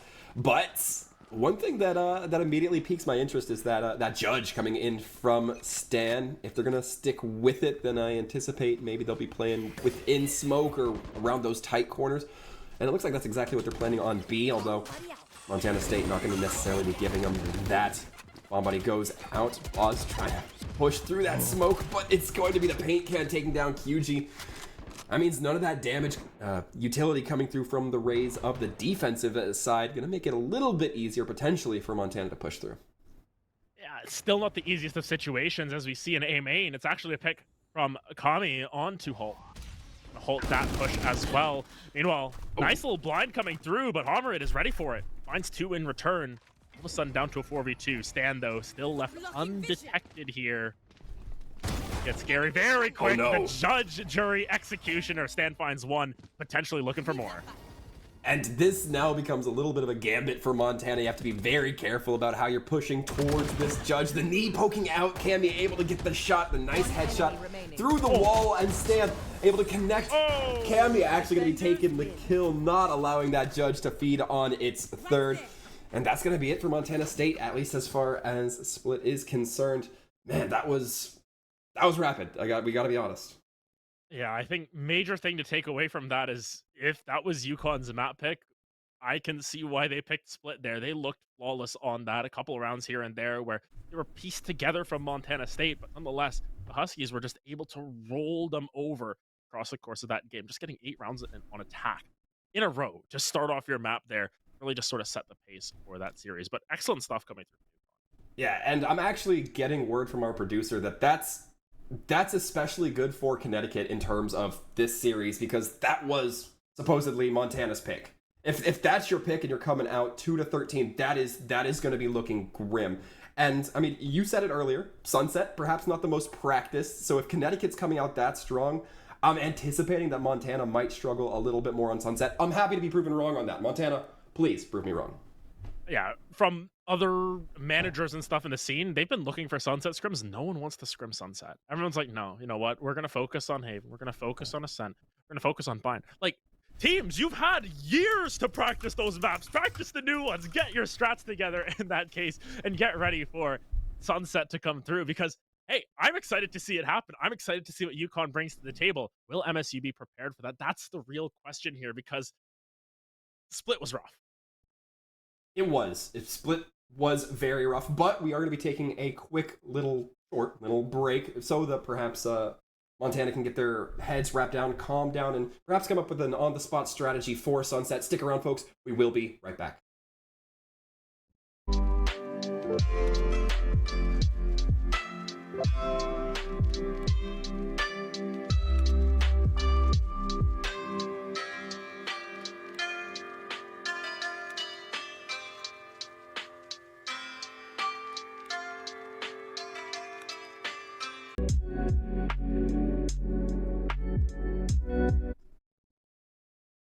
Hello and welcome back, folks. We were talking about Sunset, how it's going to look after the break, and we might just be able to find out here in a moment or two. And if you're just joining us, Sir Waltham, Rare Adam here, bringing you Montana versus UConn.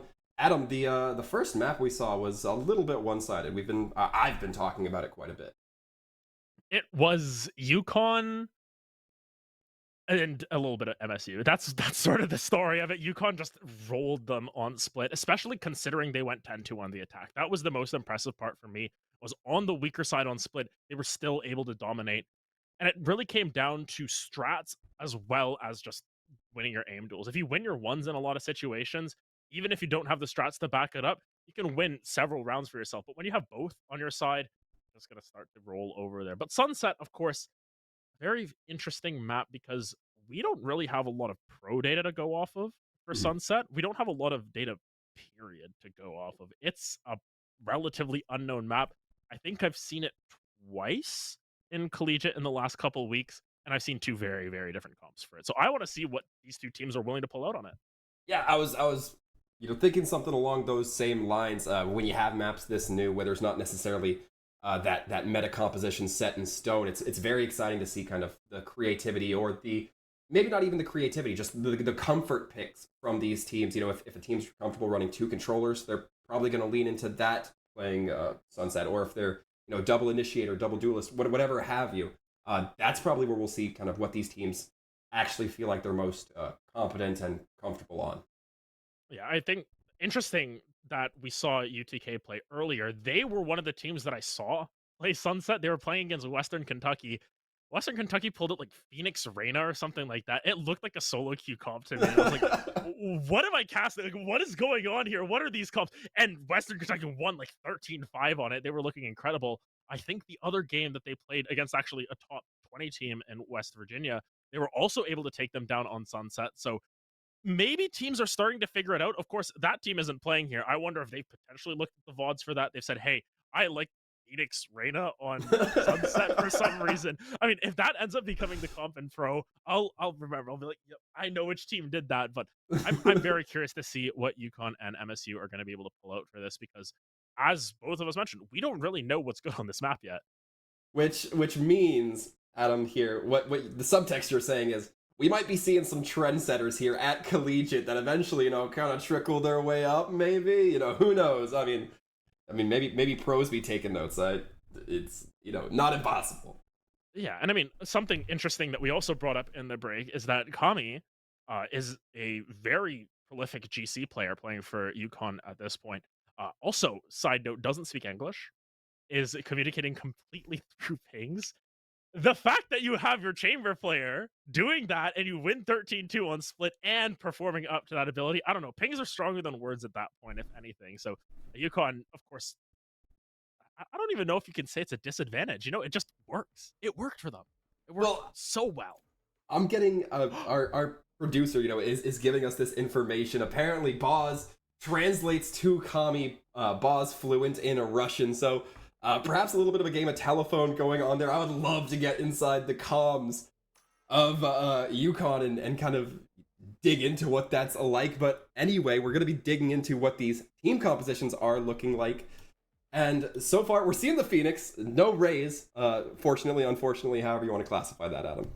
Yeah, we don't get the Phoenix Reyna in that situation, but Phoenix still getting picked up here. And this is an interesting meta topic to speak on because Phoenix was one of these agents that EG brought up, not this year, last year, like bad EG, when they were not very good. They were playing Phoenix on Ascent. And Ascent and Sunset are very similar maps to me in the sense that there's a lot of tight cores. It's a very small map. Everything is cramped in.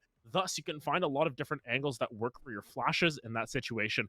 I want to see what Kami's able to pull through with this Phoenix here, because of course, if we are to base anything off of that last map where she was able to find so many opening frags, where she was able to be sort of that quasi-duelist on the chamber, now that you give her the tools of a duelist with a 6-point ultimate who can just run in there and get busy, get down and dirty, I am worried for the first blood numbers at the end of this game. I think I'd have to be in agreement with you there. We're going to be seeing these teams kind of get lining up here, as we can see. Going to look similar in terms of siding from last map, from that split. It's going to be Montana on the defense once again. And, we've mentioned perhaps that Sunset might be a little bit more defender-sided. So, Montana, now's the best time to get started on the hot foot. Yeah, and actually something to note about Montana State's comp here, it's very similar to the comp that Winthrop University pulled out in the DreamHack qualifiers last weekend. I should know this. I was producing that. They pulled out Breach, Astra, Cypher, Raze, and Sky. The only difference here, Raze for Jet. On the opposite side, Yukon's comp, I don't know. You decide who made up that comp. It might just be what they feel is good. I don't know. I mean, it's, like I said, it might just be one of those things where a team's just playing what they're most comfortable with. We'll find out. It's fun. Yeah, I mean, Valorant is a game. We'll see if the fun factor comes into huge impact here. Going to be the Trailblazer leading in onto B site. And initially, Q-Tip's going to be on that Cypher trying to hold site all by themselves. But so far, not able to exchange too many shots. That camera gets taken down pretty quick, and now this looks very similar. It's just Yukon trying to get that possession of site as fast as possible, and fairly successful with it. Yeah, I mean, they just take site, find an opening frag. It is traded back, but at the very least, you've got the spike down. You've got that timer on MSU there. I mean, gonna find one, as is PG. Now, all down to Homerid, who was sort of that main factor for MSU on that first map, but here, 1v4, you've got the proliferation of the free gun, by the way, but Stan has one of those too. Right-click to the dome, and that's going to be round one, going to you. And, I don't know, I feel like after we saw Split, if you're playing as Montana, and University of Connecticut already has sight, because it seems like they always do, I feel like you really have to be working to take those retakes as a unit, as a team, because I mean, Yukon just seems to know where to look where 3 barrels are leveled at you at the same time.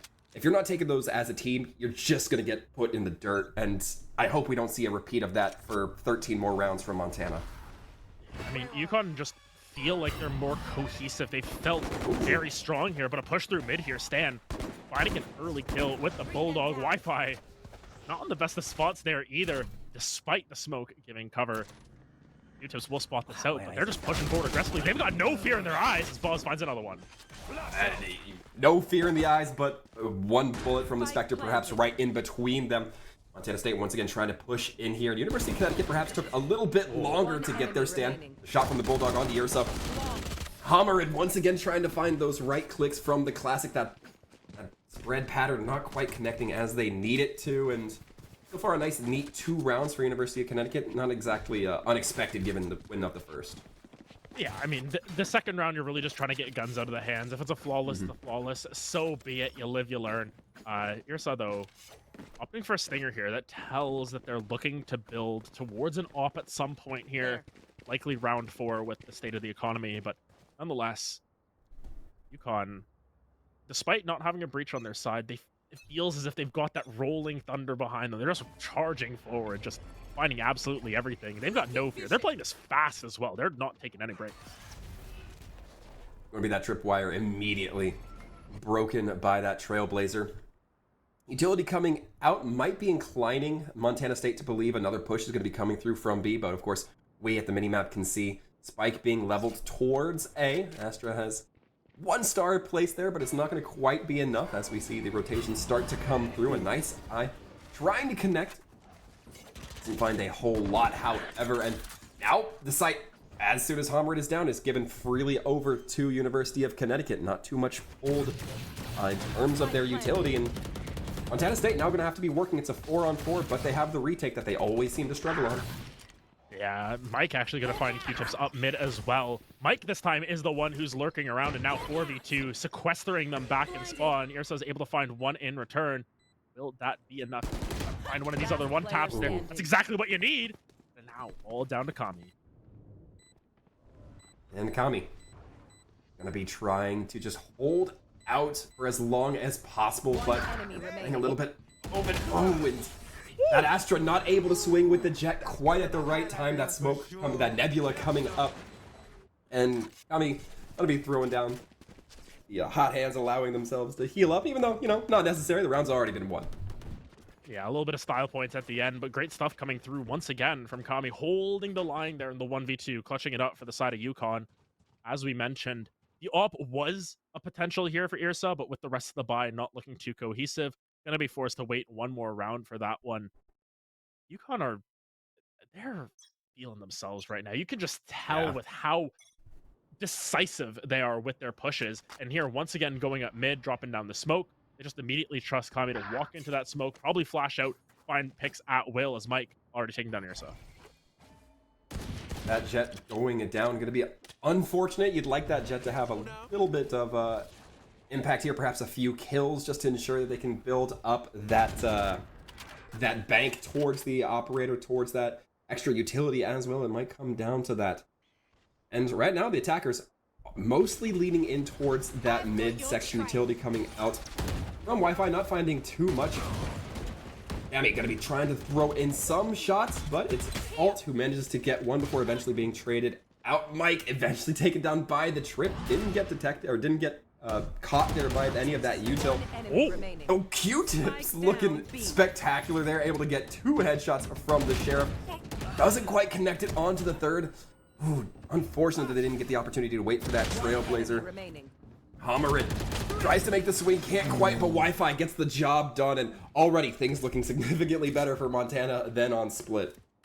Yeah, they get a thrifty win. However it may be, you find the round win in your favor.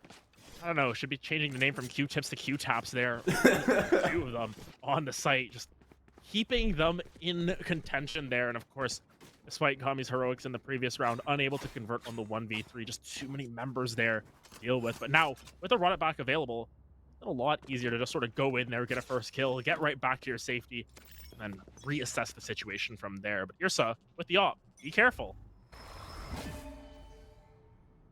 I'm anxious to see how Kami decides to use this run it back. There is that Trailblazer. Not going to be able to pull the tripwire early. Instead, it's going to be just shot rather quickly. I wonder if Kami is going to be using the run it back as that early tripwire. No, instead it's going to be the Seeker that goes out there. Vulnerable hit onto Kami. Doesn't manage to find too much, gets information onto the Cypher. The rest of the team will be swinging off that halt, able to get to Montana State. So far holding their own, making it a trade for trade. But now that site is open to the 2 remaining members of UConn.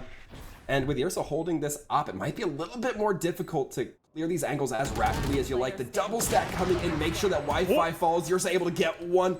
Yuji trying to escape back up, give themselves some time, some room to operate here and keep Irsa guessing, but those knives have come out. We'll see exactly if they can land onto the head of the chamber player here. Has to be very careful. Does get the information. The defuse coming out, manages to get the first half. Shots coming through and does manage to connect. Montana State. All right, I'm liking this look so far. Yeah, they're able to convert, and despite it being a heavy investment from Ursa here, having to use those knives, Let's go. it's still a round win. Once again, it is really what matters here. Kami still performing up to par, finding 2 for herself that round once again, but the rest of the team on that entry, just a little bit too much util to deal with there. The Cypher wires, the Astra suck, very difficult to push through there. I want to see if they potentially go for a more default strategy or look to push through mid once again. And interestingly enough, no one is currently set up mid for the side of MSU. Seems as if, yeah, we'll get someone there eventually, but unless this is going to be a heavy push, and Bird will spot out multiple if that's the case. Actually doesn't spot anyone. Wow. Yeah, very unfortunate there if Montana get lulled into that false sense of security, because I mean, you and I can tell there are tons of people just lining up in that mid section. The Astra going to be getting the 1 kill onto Tommy, and that's going to be an indicator that, you know, there's not anybody leading up towards B. That means that they're either A or mid, and so far it looks like the shots are connecting, and MSU starting to get a very good read on their opposition here. Yeah, I think they're starting to realize the importance of mid. It was sort of one of the main things Riot said. Yeah, we want a map that has a lot of mid presence here. That's exactly what's been the case, but Boz able to collect the Vandal for themselves. Looking to lurk over towards the B site. Only 1 member here for the time being, but everyone's within striking distance if necessary. This is a monumental, titanic, gargantuan task from Boz. Try and find their way onto site and find every single kill. Are taking a little bit of damage. Halt just gonna stop that push. 3rd round in a row for Montana State, and they're starting to piece things together here. Yeah, like to see it. Like to see Montana start to claim things back. I'm actually very excited that they're claiming things back on a map that wasn't their pick, and on a map that I'm sure they have not had nearly as much rehearsal time as they should have on something like Split. This is a great new look, although I'm not putting the cart before the horse. Montana still only 6 rounds in, and they're just even with Connecticut. Again, defender-sided map, we still have quite a bit to see here. Yeah, there's still a lot of room to work with, but of course, considering Split is also a defender-sided map, there'll still be some left in the tank here for UConn. Of note, these Fade Dogs are just so useful at figuring out Q-Tip's util here. At the very least, they know that there's someone on site, but this is what I wanted to see them do. They burn a lot of this util. They burn a lot of the cooldowns off the side of MSU, and they just back right off. Now, Tommy, with that run it back, can get themselves on to B, where there's no Cypher setup. Yeah, and this is what I think we wanted to see on Split. The Cypher setup going to be going from B to A, back and forth a little bit, and not just all posted up at one site. I wonder if this is an adaptation from Montana State, or if perhaps there's a little less anticipation coming through there, just the Cypher happened to be on A site. But either way, that mid not being as utilized by UConn just yet. They're peeking in and out, but they're looking a little bit more non-committal than we've seen them in the last few rounds. Taking their time, trying to find an opening frag. I think that's the important part, but a minute in, no first blood as of yet. They're just going to pull the trigger here, get right in. Tommy gets shot down right away by that operator, so run it back, not finding any value, but around the back here comes Kuji. That's going to be your first blood, and now with the Ursa already down quite low, forced all the way off of site, going to be a plant coming through from UConn. And that run it back, absolutely essential in knowing where the op is and allowing those smokes to really limit that line of sight. Stand from the long range sweep around that mid. Gonna be looking a little bit vulnerable here in Montana State. Now gonna be knowing that they're starting to get squeezed if that comm is coming through with the Omen. Might be wrapping around. The 2 members on site make it just 1 member not so on site, and Halt eventually put into the dirt. Attackers winning, finally saying, Montana, you need to chill. Yeah, not gonna pick up that op, deciding it's not the best case situation for them on the attack, but nonetheless, another round back in the pocket for UConn.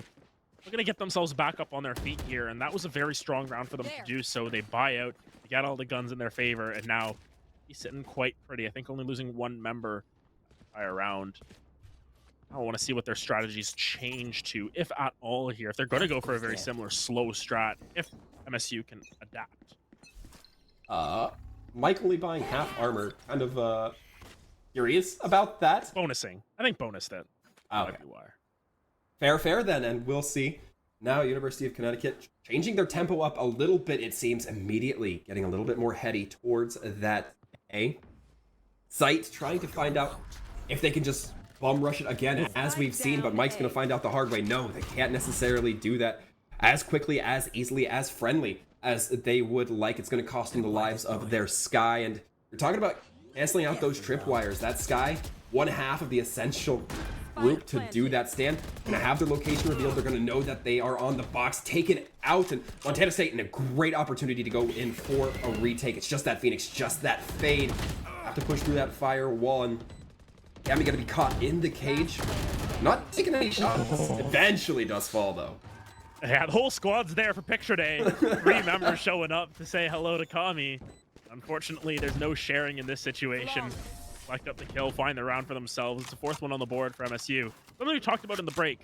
Will MSU be able to put up more resistance than on Split? The answer is yes, as we know now, but I was hesitant. Honestly, looking back on that, they did not look like they had their... They didn't look like they had their feet under them for the entire map of Split. But now you can see them starting to pull their strategies back up, making the series look a little bit more even, making things interesting as UConn now forced to burn. Jeez. What a force. And part of me wonders, is this kind of a result of, you know, Sunset being so new and Montana really having to kind of stretch those brain muscles to think of ways in which they catch UConn instead of just going into that default autopilot mode, or so, and to think about it as they sit waiting for next round. QG going to be taken out that tour de force, not going to be providing too much benefit this time around, but 4-on-4 A site. A little bit free. We'll see if University of Connecticut can kind of sniff that out, get onto site a little bit more quickly. We've seen them kind of favor A over these last couple of fights. And it might pay off for them if they're able to really get in there, but Montana State right now looking cool as a cucumber. Something interesting to note about Kami is that they haven't really been farming orbs as much as I think I'd expect from a Phoenix. Normally when you've got that very low cooldown ultimate where you can just get it onto site, that's your main entry tool a lot of times. You expect Kami to just be going in for each and every ult orb possible. And he's gonna be looking for the kill instead. Sees one on the side. How freaks. Gonna prevent that from going down as Kami gets taken out. 4 HP. Sky. He having to come over there. The ambulance needs to come and heal back up Halt. Spike. Yeah, and a lot of utility coming out there, and it kind of makes sense that Halt is able to eventually get those kills. Just knowing where they're going to be peeking out of, Halt getting their 3rd. Mike taking a lot of shots through the wall. Have to back out, throw in that guiding light. The Astral Divide trying to come through, does so successfully, so that information on when the defuse is starting, not going to be as readily accessible, but Halt does have the spot ready for that Cypher when they do fall in the defuse. Now for Montana State, and Montana State have actually taken the lead with that. Yeah, great stuff coming through from Halt here. Sort of the hunted becomes the hunter, or the hunter, if that's the case. Nonetheless, Halt just gonna put a halt to the leads of UConn here. MSU, this is more of what we wanted to see them come through with on Split. We wanted to see them sort of hold sites, find these retakes a little bit better, and maybe the familiarity of Split coming back to haunt them a little bit. Sometimes you're so used to going for the same strats over and over again that once you face resistance the opposite way, it's hard to change those strats. But on Sunset, where you might not have strats per se, you just sort of go for it. You say, hey, just get back on site. Let's defuse the spike. Let's just do it. Simplify the game plan. That's all it comes down to sometimes. And something we talked about in comparison of this map to Split, the change-ups and where the Sentinels are holding. Look at this. The attackers decide to go B, and that's just when so happens the Chamber, or the Cypher, excuse me, decides to swap it up and start placing their trips there. It looks like the read might have been there from UConn. They might have seen it with the Trailblazers, so they're going to be backing out, perhaps looking to sniff out some utility that might be on A, or perhaps just make a beeline for it. Knowing that the Jet's there, knowing that the Cypher's, well, knowing that the Jet's on B, knowing that the Cypher's on B, have the opportunity to perhaps feel a little bit more free in their movement. Did Halt put like 3 stars on B main? I just realized that looking at the minimap. They wanted to make sure they couldn't get access to site there. I mean, you got to take them back. You got to wait for the cooldowns here, but a little bit of a timing window now for UConn to push forward on to A. There's the 1 star remaining. Yeah. I mean, run it back.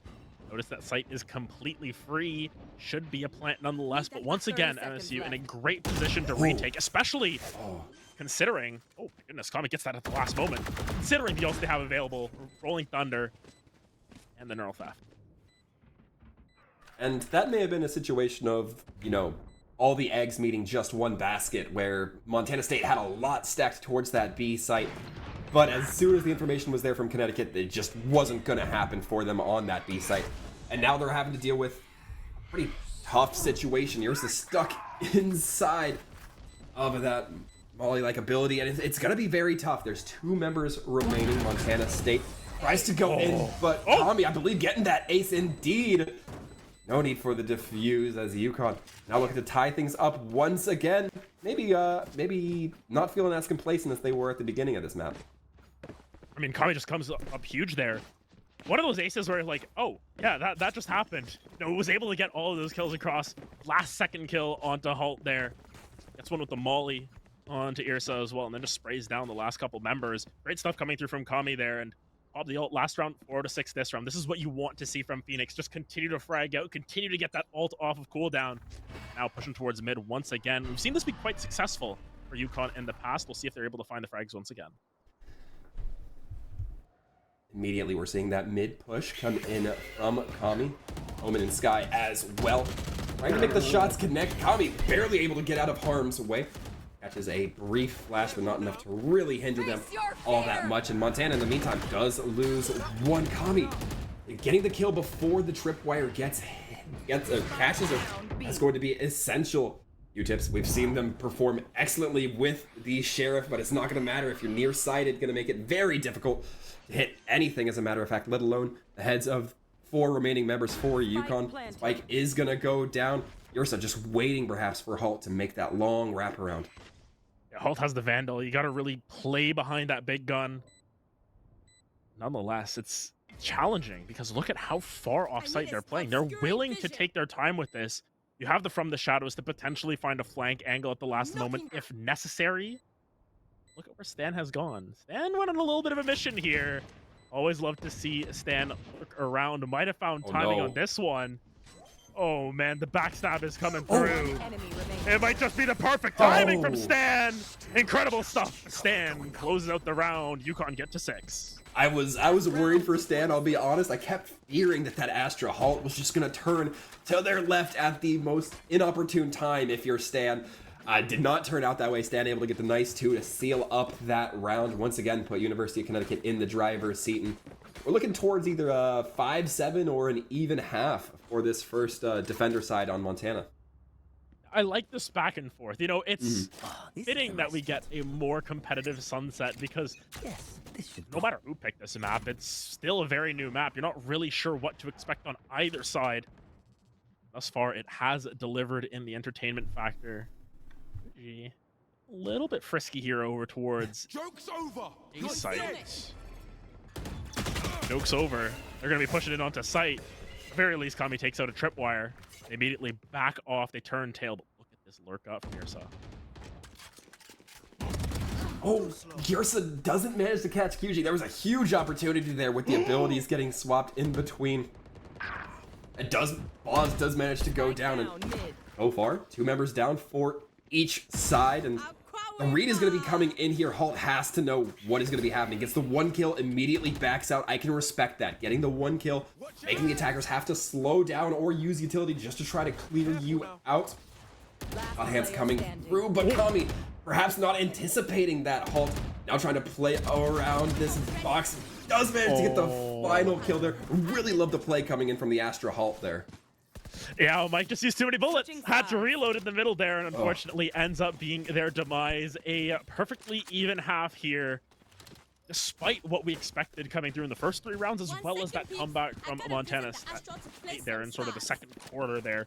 And now, Astra, thank you. We know you're placing stars. Going even into the half. We'll see what the resistance is on the opposite side. I mean, the main members we've been talking about a lot in this one thus far. Halt Freaks, Kami.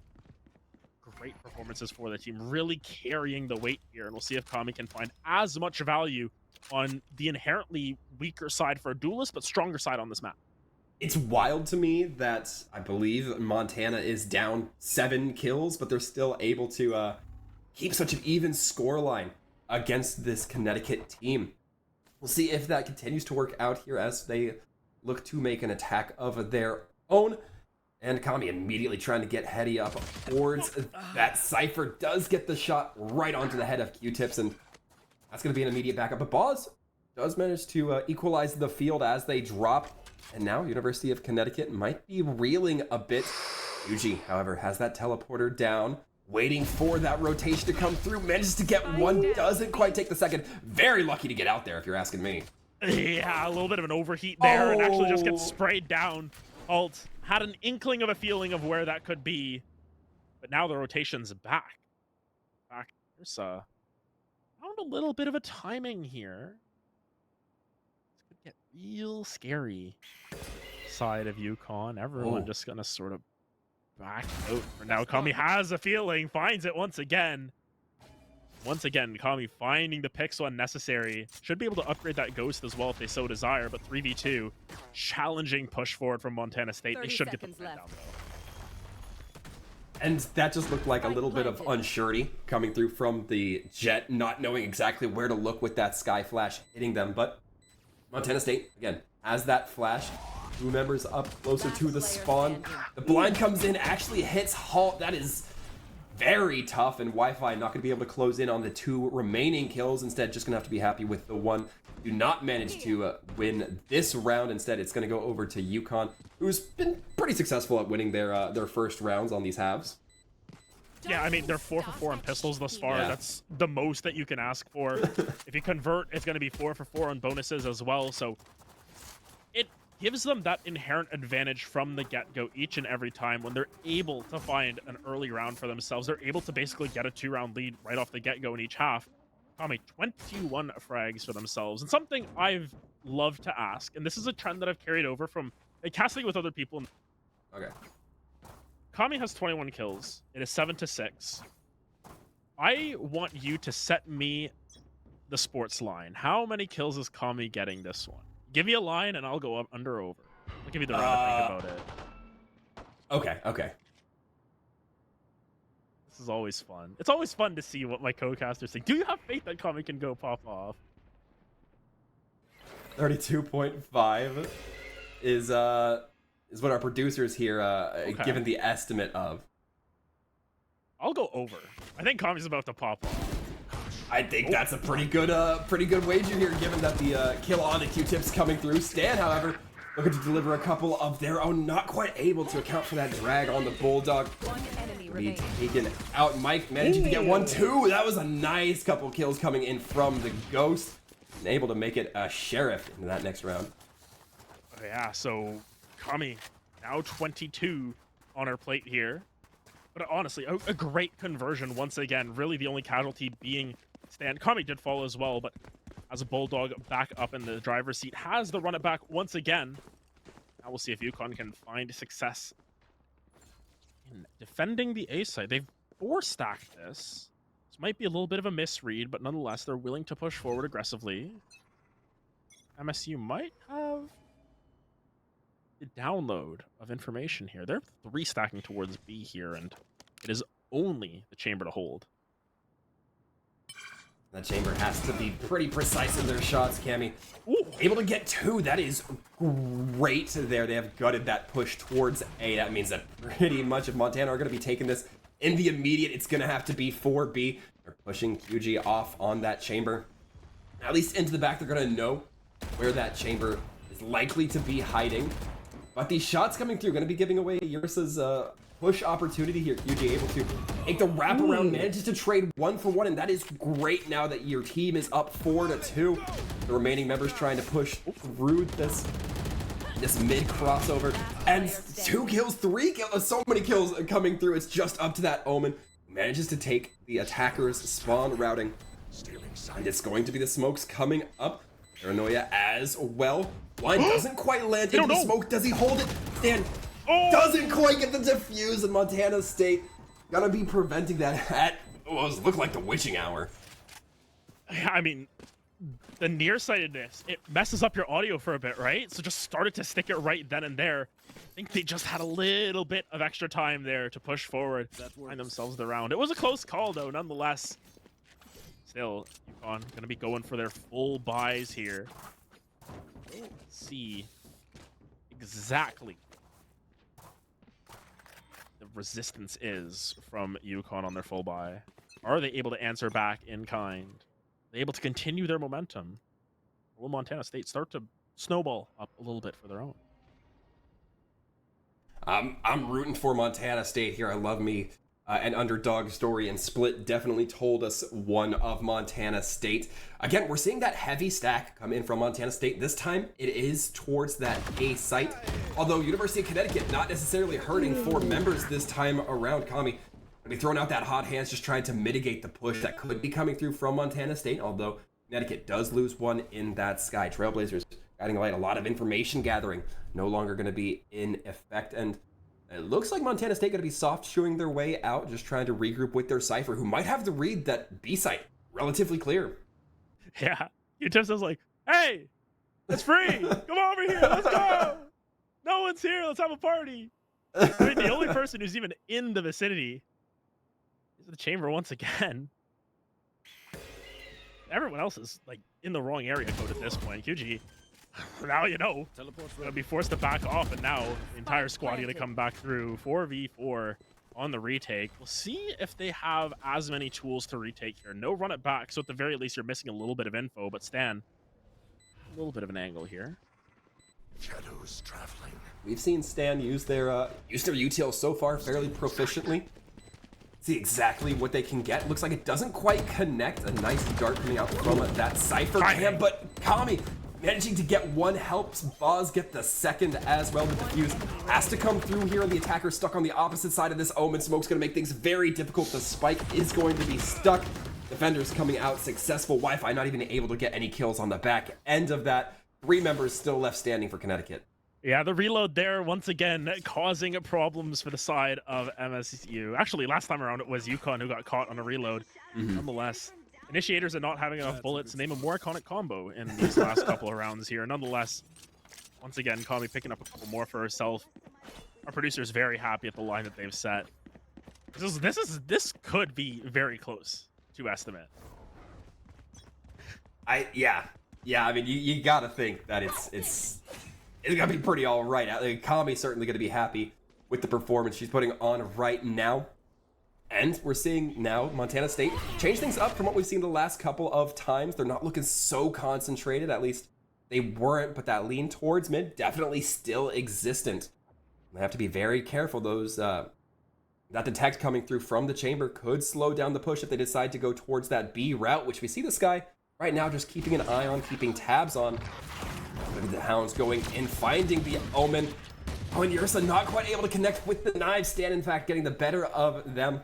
Kami able to get one of her own, and now 3 members remaining. Montana State really going to be struggling here, only able to get one so far. It all comes down to the Sky, who is able to get Stan in their own right, but that's going to be about the settle of it. Oh my goodness, Kami is having a time just spraying down everyone, finding each and every kill. That's what you want out of your duelist. That's what you want out of your top frag. The line is looking a little bit worse now. It's looking a little low. We might just have to adjust that with another 4K coming through. And with the run it back once again available. I mean, I just look at the kill spread here. It is Kami v9 at this point. This is ridiculous. Yeah, it is looking great. And again, I love the fact that it's just Kami largely having to calm with themselves and Boz. Again, that language barrier does not seem to be a detriment at all to this defensive team. Hey, shoot gun good. That's what you need to do. True. Kami, again, looking aggressive here. Will just bait out Boz. Hey, listen, you get another one for yourself here. And now look at how deep this Phoenix has pushed herself up. Alt Freaks will be able to finally shut it down, but the incredibly aggressive push from the side of UConn, slightly punished this time around as the death ball starts to come back the opposite way, but might have a little bit more to say about it. Finds a frag, gets themselves out. Now it's a 3v3, but going the wrong way are the side of UConn right now. MSU lurking towards A. And this could be very advantageous for UConn. They do throw in that Astral Divide, making it a little bit harder, but kind of telegraphs that they're definitely going to be going A. There is going to be that sound difficulty coming in for the defenders. They will be able to see, however, when the spike does go down, which is going to be right now. Seeker's going out, and so far, a couple shots being exchanged. Rolling Thunder trying to come through, catches Stan. Gonna make it very difficult. A lot of stun shots trying to connect. That was a little bit ugly. Hammerin eventually getting the better of Stan. It's going to come down to Mike trying to survive this Astra and Sky, but it's so difficult. MSU managing to bring themselves up once again, and 2 members remain standing. Things still looking pretty decent. Yeah, it's one of those rounds where, as a caster, as just anyone watching it, you're like, oh, what happened? What's going on? I don't really know. I can't see anything. I see about as much as the players do right now. Rolling Thunder, Astro Wall, Seekers, everything gets thrown out there, but MSU still able to convert on that. Something to note as well. Stan walked all the way over, had the From the Shadows to potentially spot it out, saving it for a rainy day at that. But nonetheless, UConn still have a rather cohesive buy here. Of course, they drop this round. It's going to look a little bit worse for wear here as MSU, they're sticking with it. They're keeping it close. They're keeping it interesting, and this is what we like to see out of this team, especially after a, without shirking words, pretty bad split. They're looking a lot better on Sunset. In fact, they're 4 times better in terms of rounds 1 as Irsa finds QG on the way in. I know. And this is ironic. We're seeing UConn seem to hold a consistent defense of that chamber being largely unattended on B site, and that's a mistake we would criticize Montana for on split. So very interesting to see how that's kind of changing up as these rounds go along. And now UConn's gonna have to go in for this retake, but with 3 members, it's gonna be very difficult. That Astra kind of playing way towards attacker spawn, so might have to keep an eye out for Halt, just making sure that nobody tries to go through that way for the defenders. And a lot of utility being utilized here to slow down these pushes. Boss eventually goes down, and now Stan gonna be having a tough time, but Annie able to make sure that one does indeed go down, and showing their disapproval there. That is a little bit of rudeness, perhaps. Yeah, extracurricular activities, as I like to call it. They're just going to save out the round, make sure that they have those guns for the next one, knowing full well our economy isn't in the greatest of spots. But nonetheless, MSU continuing to climb the mountain here, bringing it to within 1, and with the state of that economy, as we mentioned, once we bring up the scoreboard, we'll find out. I don't think it's going to be the most cohesive of... Oh, there's still a couple of credits. Okay, it's not as bad as I thought it would be. Fuji can actually buy for Boz here, so everyone can get their rifles. Yeah, and the Tour de Force bird. Okay, so you know what? A good save. I like that save a lot more now. Yeah, absolutely necessary. I mean, you're just unable to really keep everybody well armored without having those guns already in hand. And Montana now still looking to continue this this benefit here. That Tour de Force gonna be changed up here. We're not seeing that chamber play on B. I feel like UConn might have been in my ear. I might have been in their ear a little bit. They decided to switch it up just a touch, and again, that long range threat coming through, and the fact that Montana knows it exists, it means you're gonna have to be keeping very aware of whatever angles you push into. The one ways coming through QG gonna be taking full and content advantage of that. Gonna be having that trademark come through, getting that information as well. Yes. So far, Fight's looking real cramped though now for QG. They're just all lurking around and finally getting a little bit of help there. Halt gonna be able to shut down QG. Finally, this A site primed for the taking. Swing gonna come through from Stan, actually just gonna sit behind there, but run it back now, invested, pushing forward onto the site. Kami not gonna spot out where Halt is. Halt's been sitting in this corner this entire time, and the patience pays off in the 1v2. Kami needs to try and make magic happen once again. Hot Hand's gonna zone out for the time being. Q-tips though will shut it down. We're all knotted up at 10s here on Sunset.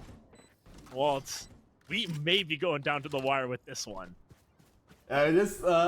You know, I was talking about the last cast where, Tenrek and Anton were talking about, or had that game that went 13-15. I'm not sure if we're going to see that, but I'm glad we're getting into double digits on both sides. It shows good resilience from MSU, Yes. and it shows that the break that we said, hey, they just got to get their head screwed on straight, it worked. it worked between games. They changed the strategies up. You can see them feel a lot more confident. And something in Valorant, you can have great aim, you can have great strats, but if you're not confident in your abilities, it does not matter. You feel so much more confident. They're playing more confident. It's working out in toe. Oh, no. Mike, great angle, finds one. Oh, peeks with the bird. You're not supposed to do that. And now, A just be able to be given safe passage, virtue of the hot hands. For the sake of Montana State, perhaps we are a little bit too anxious for them. 3 members remain standing, and a couple of them. Oh, and a nice shot by Stan as the crossover's coming in from Q-tips. Of course, that fade line going to be showing the approximate location. I believe that is of Hammerid. So Hammerid going to be revealed for a moment. Eventually does have that line clear, however. No spike in possession, though. That's going to make things a little bit more difficult. Eventually caught out by that Trailblazer. And this also feels a little bit like perhaps playing with your food if you're University of Connecticut. I mean, they're protecting the spike at that. They don't really feel the need to overinvest. It is Stan going down to a nice swing from Hammerid, but multiple members there to answer the beck and call. It's 11 on the board for UConn as they finally get one back the opposite way, looking to try and snowball that, but now even buys on both sides. It really comes down to these last couple of rounds here for either team. Just gotta find your round wins when you need them. Once again, the number on the top of the screen must hit 13, or the other one hits 12 at the very least. That's exactly what both of these teams are looking for. I believe it was, as my good friend Rare Adam said earlier today, just win rounds. That's all it comes down to. Just put the numbers on that board. Doesn't matter how you do it. I'd like to have a little bit of that forward thinkingness if possible, but Tommy gonna be spotted out by that bird. As that curveball ready to be thrown, perhaps catch somebody off guard, but so far, not throwing it, not committing it yet. There's 2 members here too. This curveball would be massive. Pops it down. Finds one. Will he find another one? Nope. Kami gonna back off. Line comes true. 33 on the board for Kami, but still looking for more. Just gonna back off for the time being as the rest of MSU inching towards the A site once again. And once again, Hughie's left alone here. They're trusting this chamber to hold down the entire site. Oh, maybe for good reason. And that comes down to a little bit of miscommunication from Montana. That breach utility just wasn't quite coordinated with the swing from Cypher. You hate to see it, but that's hindsight for you folks. Stan using that into the shadows, teleporting themselves around, getting some perhaps information, some angles here. Doesn't quite connect on to Halt, but that information 30 seconds gonna be given out hopefully to the rest of their team. And interestingly enough, Montana not too quick to plant here. That breach just holding on to Spike for the time being. They want to see if anybody else is gonna push their luck and walk into the crosshairs. Yeah, finally gonna drop that plant down. I think waiting for Irsa to get into the right position, was lurking across from B. I mean, now just gonna have to sprint all the way over, but very slow investment coming through. Irsa has no health to deal with here. Neither does Halt. You're really coming down to Wi-Fi to stick it to him here. They'll be able to find Kami at the very least. Now this retake, very challenging still. Kyuji gonna find one. The 2v2, both health bars are blinking red at this point. Kyuji pushing forward, finds the timing. We'll be able to find the round is side of UConn. 12 on the board. Why did I sign up for this shit? A weird retake at that, but it works. What Don't else? even start that shit. Yeah, the number one rule, make sure you get those round wins. And that is exactly what UConn are looking at successfully so far doing. They are 1 round away from claiming victory over Montana. And the bad news for Montana, and you know, I'm going to be a Debbie Downer here once again, Adam, but even if Montana wins 3 plus, I believe, whatever the overtime, 2 in overtime, they still have a whole nother map to go. We would still be seeing Lotus here. So this could quickly become an endurance test for Montana, unless University of Connecticut just, you know, puts them out of their misery or, you know, snatches it away from them rather quickly. And I will get very vaguely geopolitical about this. Montana is 2 hours behind Connecticut, so maybe Connecticut's going to be the one who are running out of steam here if it gets them at 3.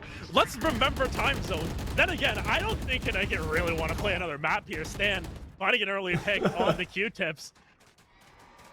are a lot of ultimates still available. There's 2 big ones. The Rolling Thunder of note will be invested. Kami, though, from behind, finds the strike. Stan gonna find another one. I don't think we're going to map 3 here. It is a 1v5. Shut down is the comeback from Montana State as UConn take Sunset 13-10. Yeah, and although UConn, coming up 13-10 against their opposition, I still gotta give it to Montana. A much improved second map over what we saw on Split. That's gonna be, for that team specifically, the highlight of me as a caster tonight. I love seeing those team improvements. And again, there's so many different factors we could chalk that up to. We could chalk it up to, just the adaptation after the first game, the learning of UConn's strategies and plays a little bit, the fact that we played on Sunset. There's so many different things that I think, unfortunately, until we get into the minds of those players, we'll just never be able to accurately, attribute to Montana's uptick. Yeah, and if we just throw away map 1 from MSU, they looked quite even with UConn. UConn, they were tested on Sunset there, regardless of whose map pick it was at that point. Both teams had their highs and lows on that one. I think the highlight, though, we have to look at Kami once again. TTL just shouting himself up. You know what? I will shout out TTL for setting a great line there. 34 was what Kami ends up with. The line set at 32.5. I don't know, sports books or whatever. The Rare Adams Sportsbook, which is completely fictional, has absolutely no gambling involved in it. It's literally just for fun. TTL, you're making the case for yourself there to be involved with that. Nonetheless, great stuff coming through from both of these teams here, but UConn, they're just able to eke it out in the end. And what a spectacular performance. It couldn't be any happier with the way this went, especially on Sunset. Again, spectacular praise for both of these teams. And folks, we will be taking a quick break here in just a moment. But when we do come back, we will be having an interview with not just one, but 2 members from UConn. So stick around. We'll find out who those are going to be on the other side of this break. You won't want to miss it.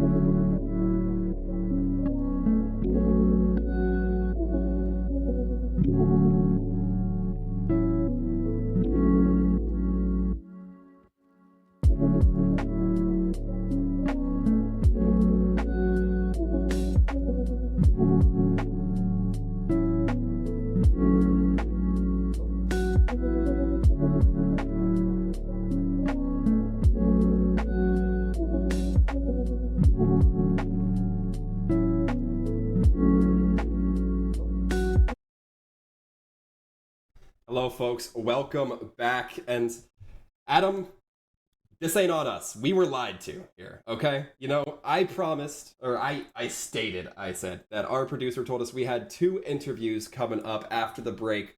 Unfortunately, that's not the case. We just have 1 spectacular interview coming here instead. It's going to be Kami. Kami, hello. Hi. Welcome. Congratulations. Hello. Thank you. It was a great game.